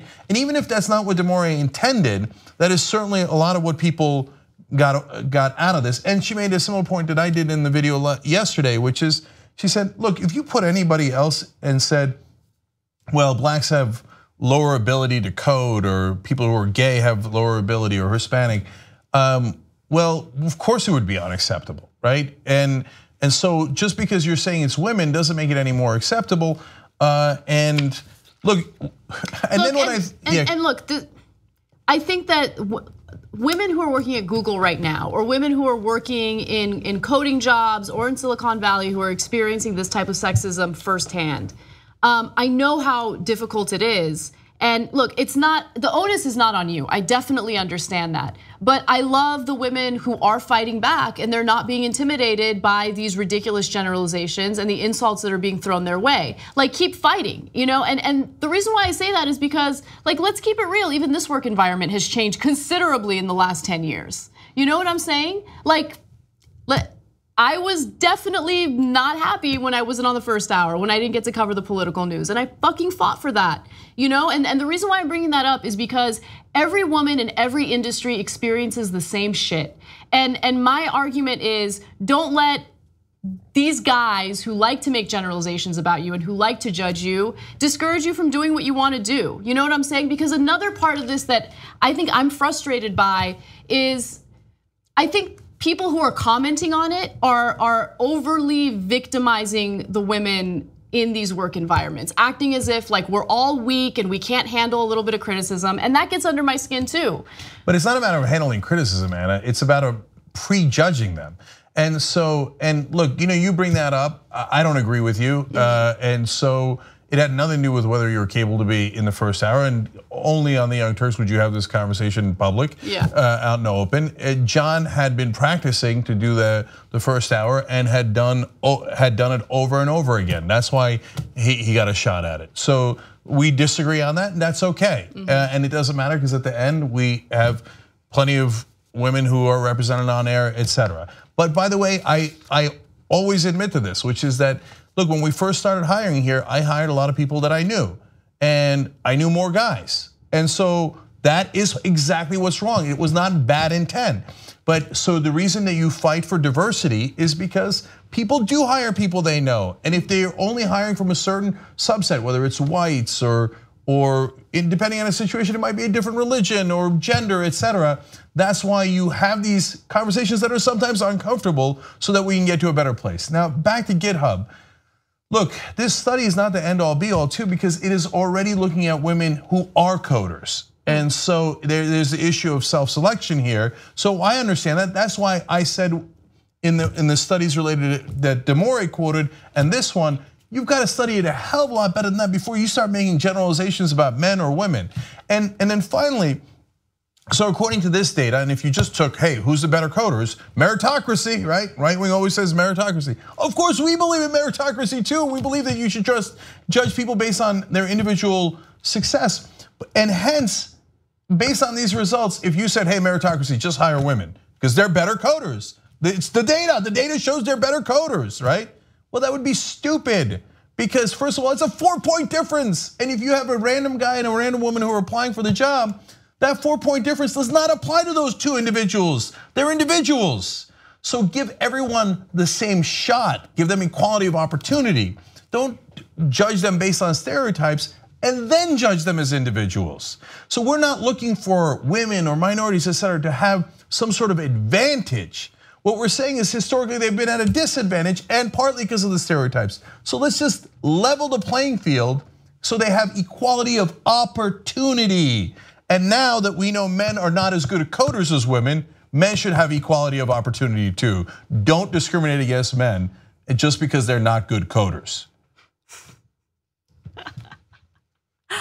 Okay, I'm gonna move on right now to Wisconsin. So Donald Trump and Paul Ryan have been vocal supporters of the idea of building a Foxconn plant in the state of Wisconsin in order to bolster jobs and really get the state economy going. It's gonna be a great success, or it won't, because recently nonpartisan budget analysts at the Capitol said that this is not going to be the case. In fact, they're not even going to break even. I think this is number 6, graphic number 6. Okay, so the plant will cost $10 billion and have 13,000 employees. So Wisconsin will not break even on this investment that they're making until 2043 at the earliest. And if only 10% of the 13,000 workers come from out of state, that will push that back 2 more years to 2045 at the earliest projection. Now these projections are speculative because it's hard to know where the market will be, where Foxconn's standing will be in the future or even the very near future. But it does look like, according to this analysis, that it will not be as profitable as the governor and the president and the speaker have. So part of the reason why it might not be as profitable as it's being portrayed by those on the right is because this multinational corporation is getting, a ton of tax benefits. They're getting about $3 billion in taxpayer money just to open this plant in Wisconsin. And so it's just, we're gonna pay you with our taxpayer money to come and build jobs in our state, which sounds like, okay, well, if that's what it takes to build companies in these states and create more jobs, awesome. Except when you do an analysis, you find out, okay, well, I mean, taxpayers aren't even gonna break even until 2045 possibly. And so there are people living in Wisconsin right now that are looking at these numbers and they're questioning whether or not this is even a good idea, especially because it's not just the financial component of it. There are also some concessions that lawmakers in Wisconsin have made in regard to environmental regulations. So they wouldn't have to take out the same permits that other factories or other companies have had to take out in the past. So I mean, I think that it's important to do an analysis. I think it's also important to bring jobs into the country, but we got to do it a smart way. And if we set this precedent where we pay these massive corporations to bring jobs here, well, then every corporation is going to want the same thing. Well, it's also a Taiwanese corporation. It's not an American corporation. You may also remember Foxconn and the controversies they've had in the past with their factory workers.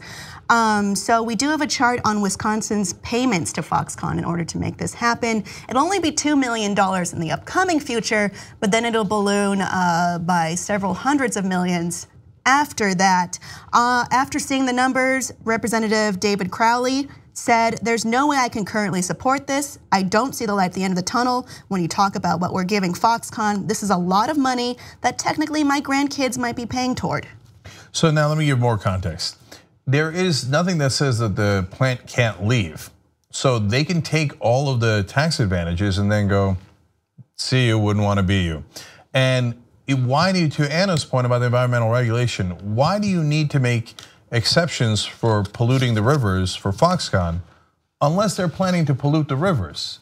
So that's worrisome. And real quick, I do want to jump in on that because we did an original story on that, or we did the original story on that, and then I looked into the wording of the actual proposal, and it essentially indicates that they wouldn't have to take the permits that other corporations have to take out when it comes to disposing like mud, dredge into these rivers. However, the big issue, in my opinion, is the fact that they'll also be able to connect man-made bodies of water to natural bodies of water without getting a permit. And so there's a reason why those regulations are in place, and the fact that they're going to be able to do this without getting the necessary permits is what concerns me. David Soroda did a really good piece on that, both for IB Times and on TYT Politics. You should check that out.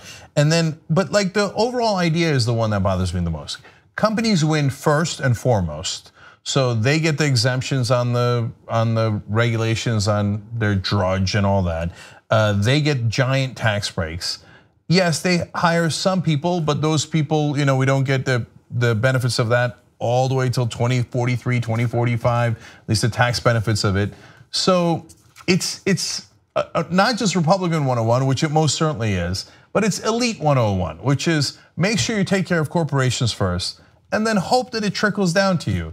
And so when people look at this and go, well, I'm not sure that it's the right idea to just trust corporations. You see what I'm saying? Like, so we make this deal where they get all the goodies first, and then, but they're corporation, they have no loyalty to America or even to Taiwan or anything else. All they want is to maximize profits. So the minute that deal turns disadvantageous to them, well, I already got your money, and they're gonna go. Exactly. So basically, the state of Wisconsin will have to continue paying them in taxpayer money year after year just to keep that factory there.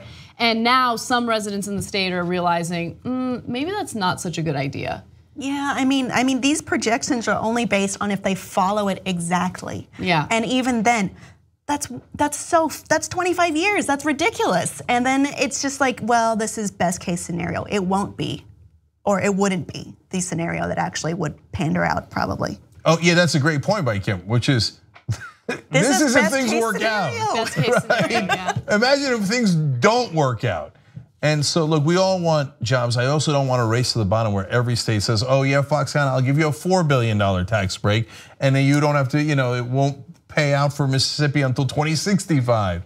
So there's got to be a smart way to keep jobs and to add jobs without giving huge tax giveaways to these folks. And remember, look, what do Republicans always complain about? That's my money, that's my money. Well, they're taking your money and give it to this giant foreign corporation in the hopes that they stick around long enough for those jobs to be meaningful. I'm not sure that's a good bargain.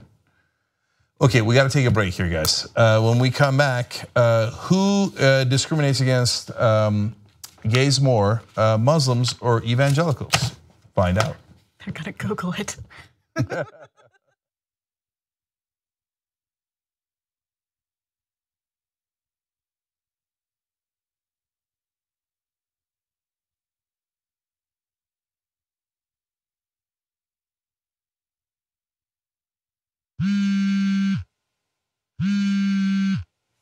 Hey, Cenk, what's up? Aaron, I forgot my email password. What is it? PASSWORD. Welcome back to TYT Sports. Jason and Francis here. This is where everybody has to listen.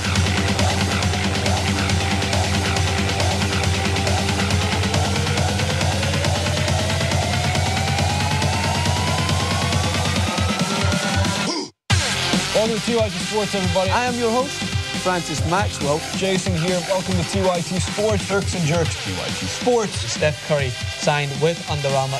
Tom Brady's mad, by the way. Do you hear me? Back on TYT Sports! Actually, leave a link in the description box below instead of lying about leaving a link in the description box below. Editor, throw up another picture of the UK bacon. And another. And in fact, throw in another one. Let me see your belly. Beast mode.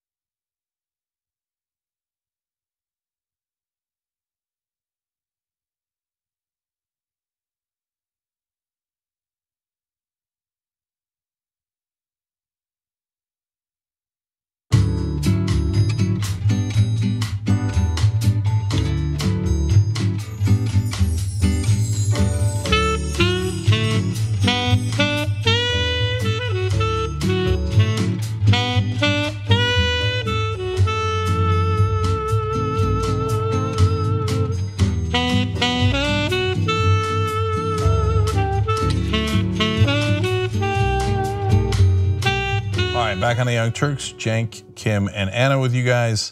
First couple of tweets. The Great Derp writes in, fun fact, it was a woman who coded the software used for the Apollo missions, Margaret Heafield Hamilton.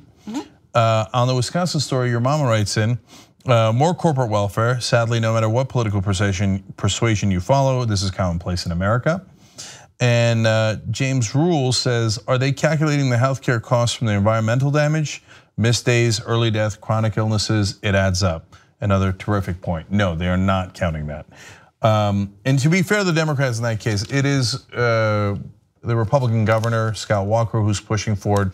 Trump is bragging about it, and it is some Democrats that are tapping the brakes and saying maybe we shouldn't do this in Wisconsin.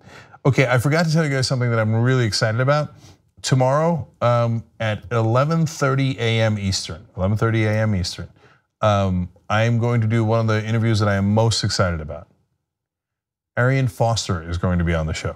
Okay, so Arian Foster is a great running back from the NFL, and you might say, "Oh, okay, I don't care about sports." No. He was one of the better running backs in college and didn't get drafted at all by the NFL in an incredibly deep draft because he was an atheist.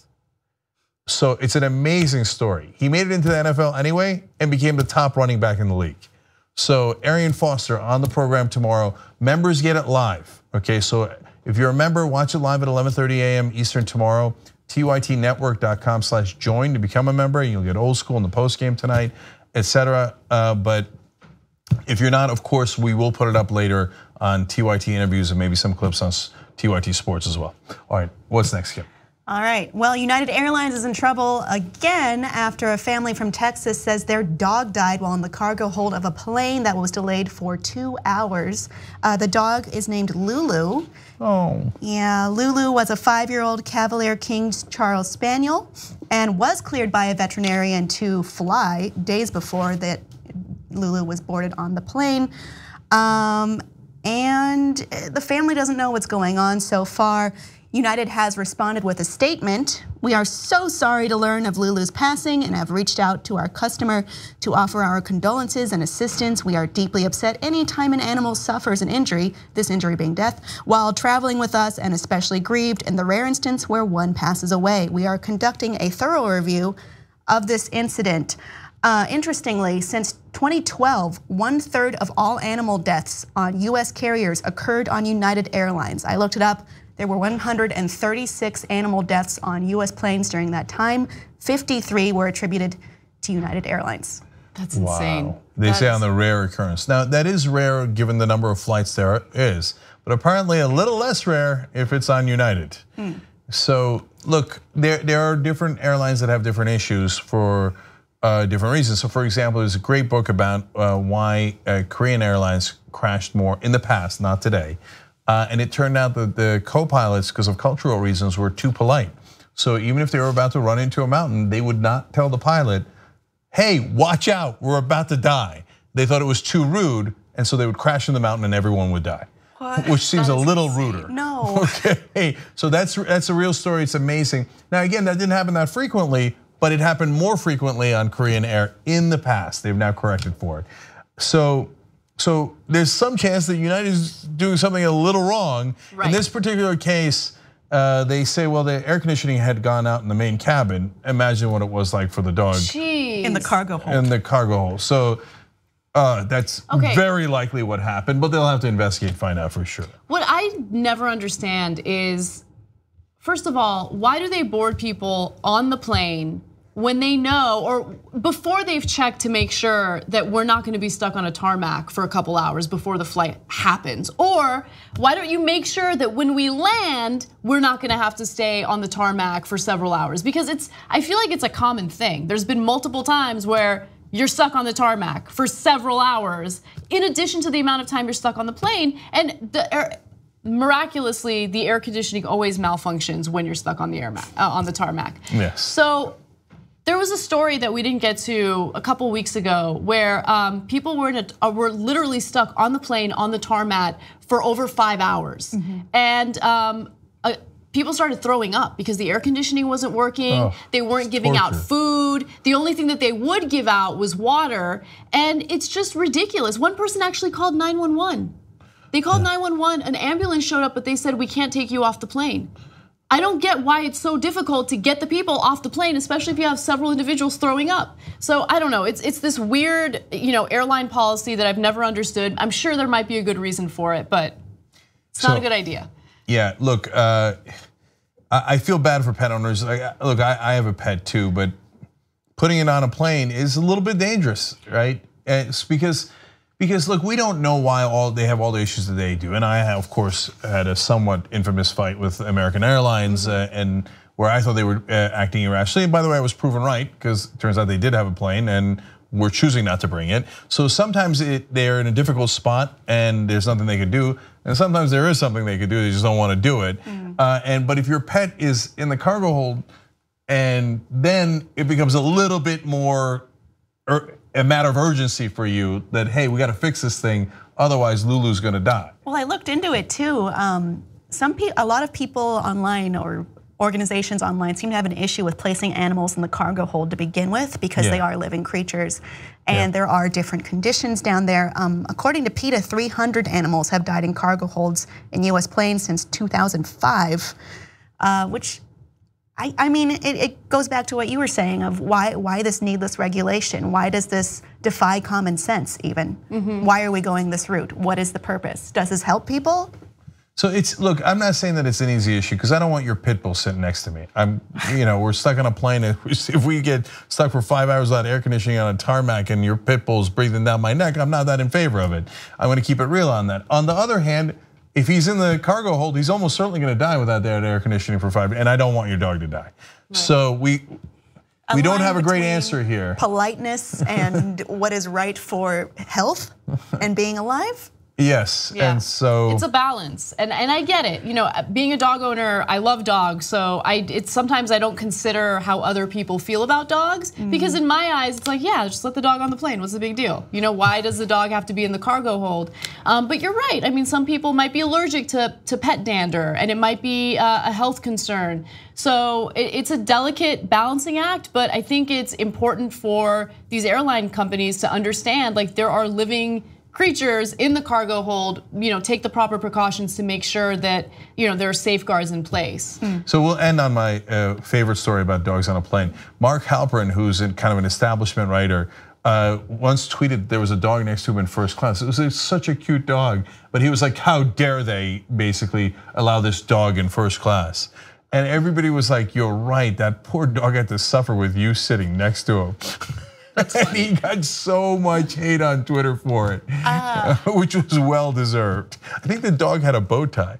It's a classy dog. I saw this story about a cat being an honorary librarian at a library, and this one person was mad about the cat being there, and they got the cat removed, and the cat got reinstated, and everyone hated that person. Yeah. People like animals. Look, let's see if I can get this done in time. You know what's coming. No? You animals are innocent, you know it. All right, anyway guys, for the online crew, we do have a couple more stories for you guys, including whether evangelicals or Muslims don't like gays which one likes gays less. Okay, anyway, we'll see you guys there.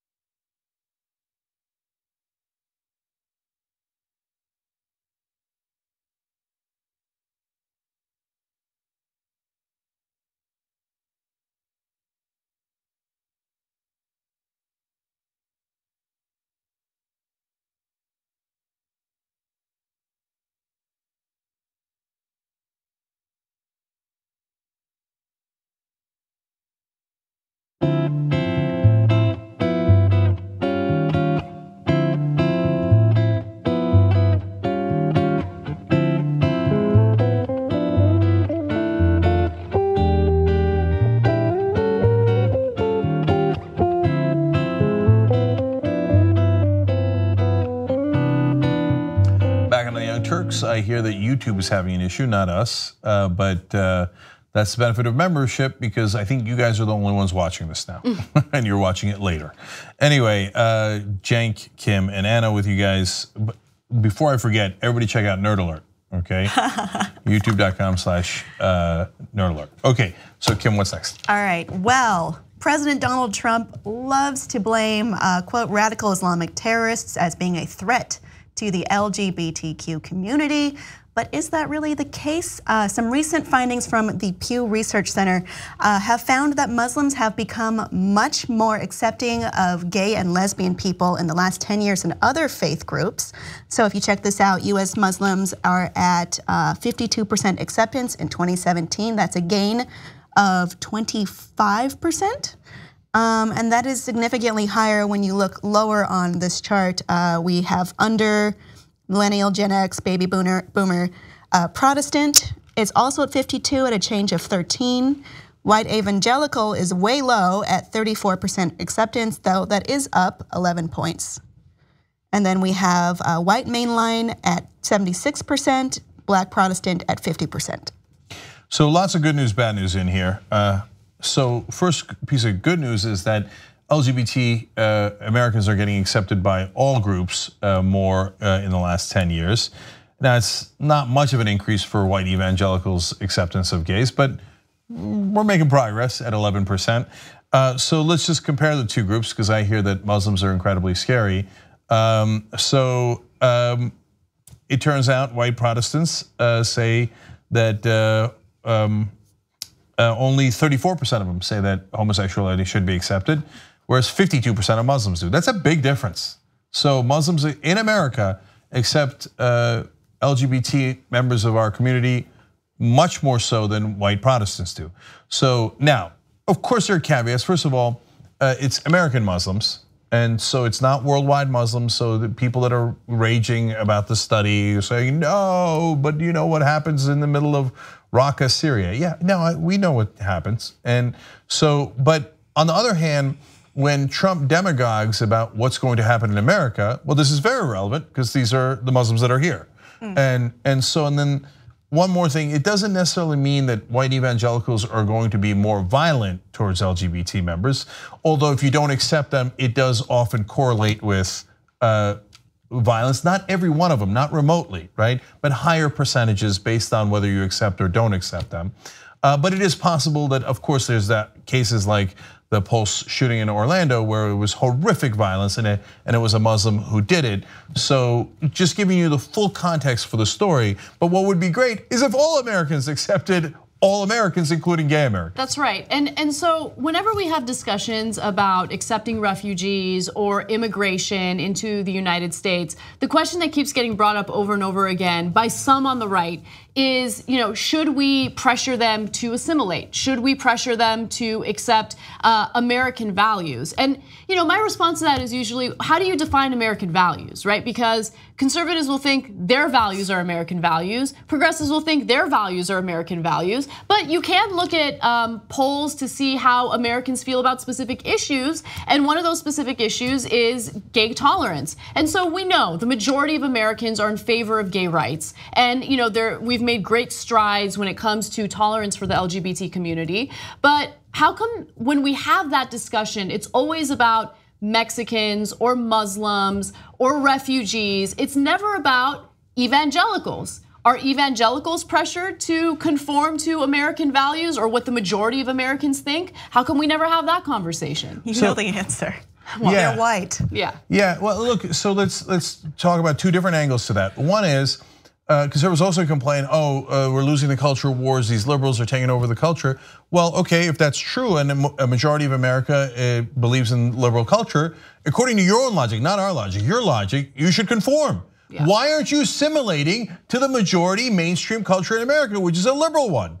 Okay, and second of all, you can't complain that Muslims and other groups are not assimilating to the idea of openness, tolerance, freedom, liberty, and equality for all if you're not doing it yourself.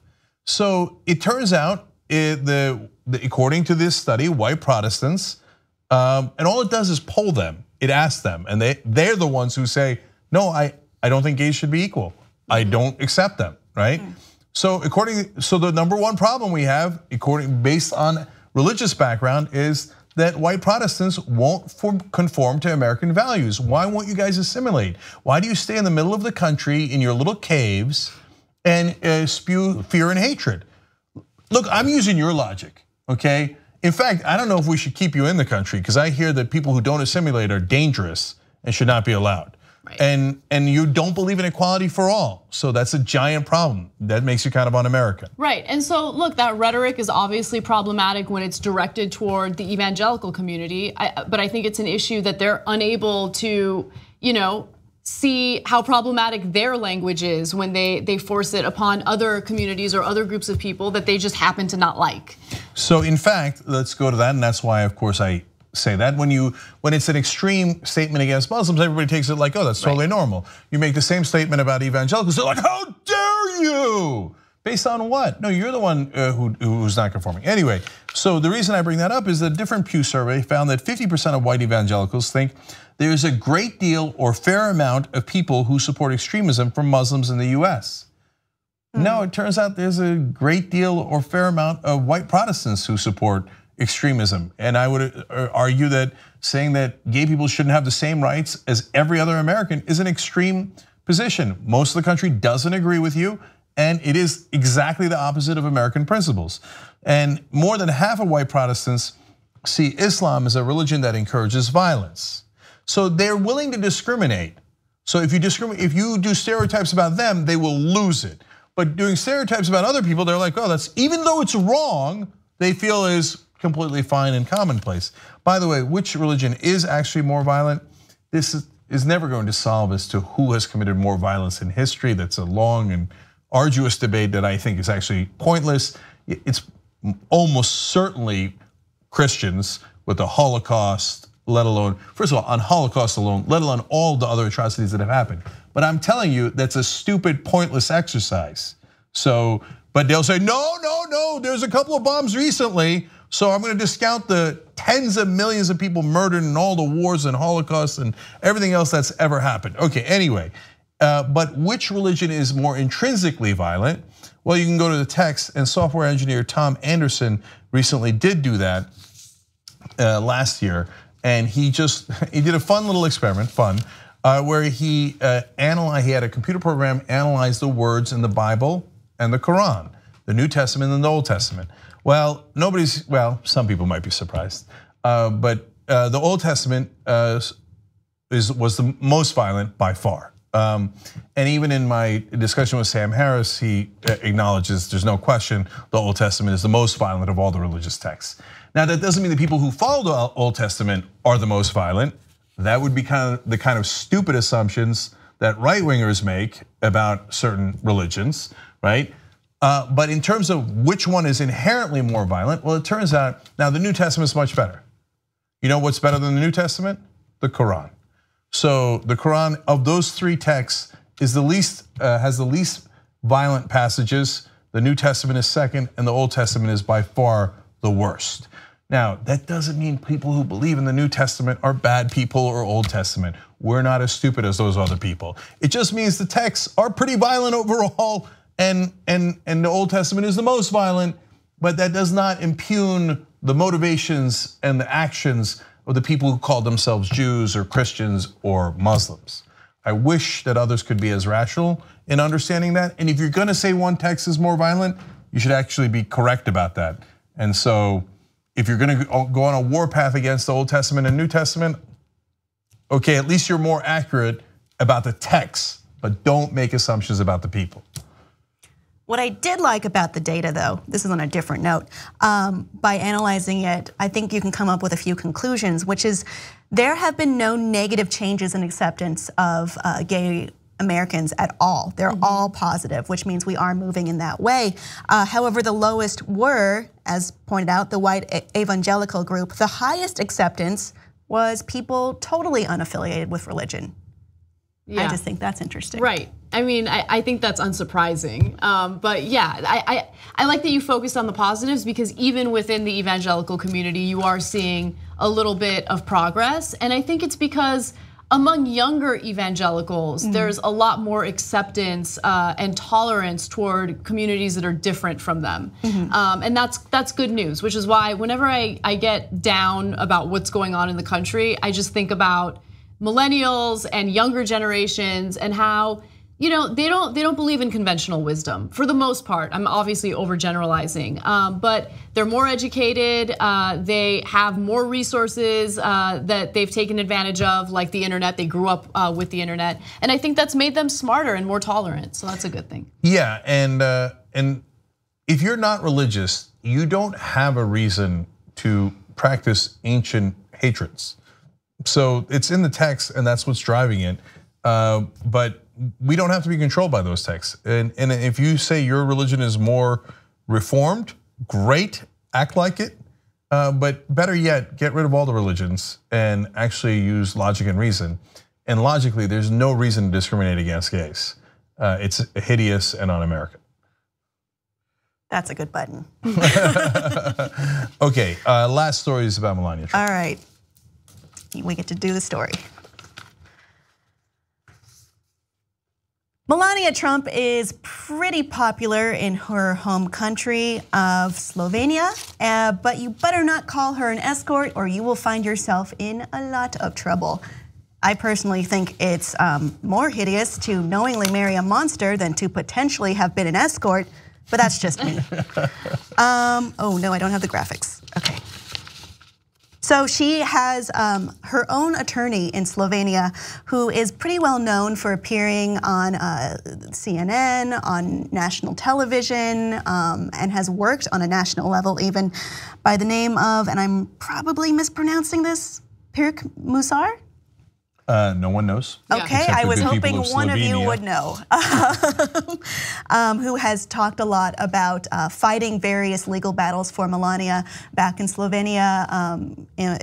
On that, she said to me that she did not want to sue anybody, that she was not doing that for money. She obviously does not need it. She just wanted me to set limits about what is allowed and what is not allowed. This is on the topic of a few magazines publishing stories about Melania. According to Anna Nemstova at the Daily Beast, people were publishing scandalous stories about Melania. Others were starting to try to use her name for their merchandising, even naming a cake after her. A magazine in Slovenia called Suzy published an article that month saying that in the 1990s, Melania Novs,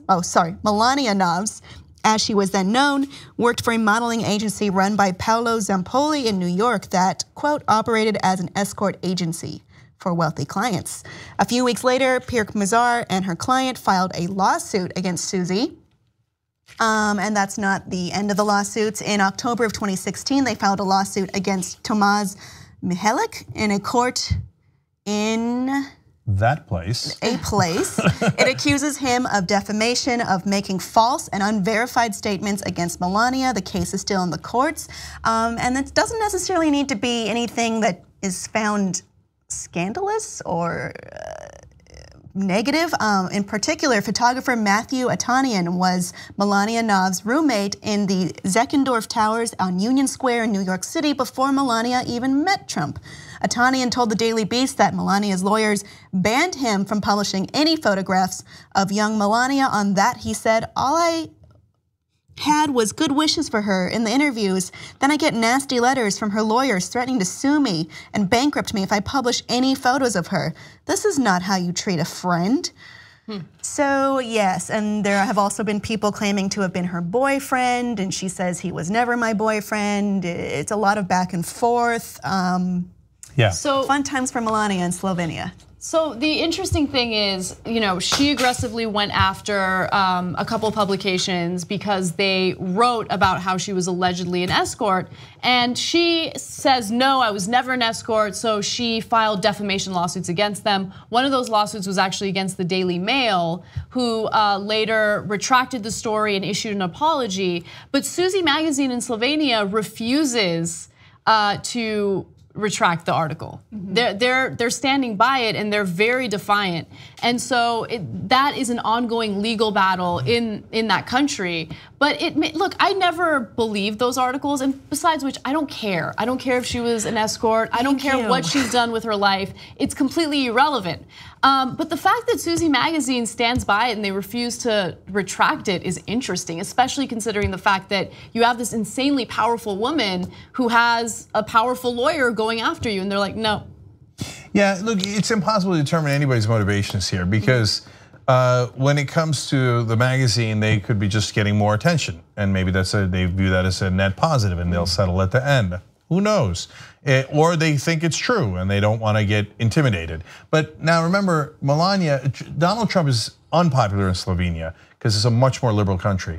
But Melania is very popular because they feel like she's adding a soft touch, they say, to Donald Trump, and she's representing her country well, and it's fine. So I don't know what their motivation. When it comes to Melania, I can tell you strategically she's made a mistake here. Because going after this magazine, who cares, about this random magazine in Slovenia?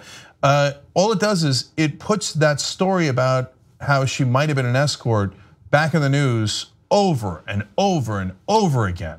So it's just a bad strategy.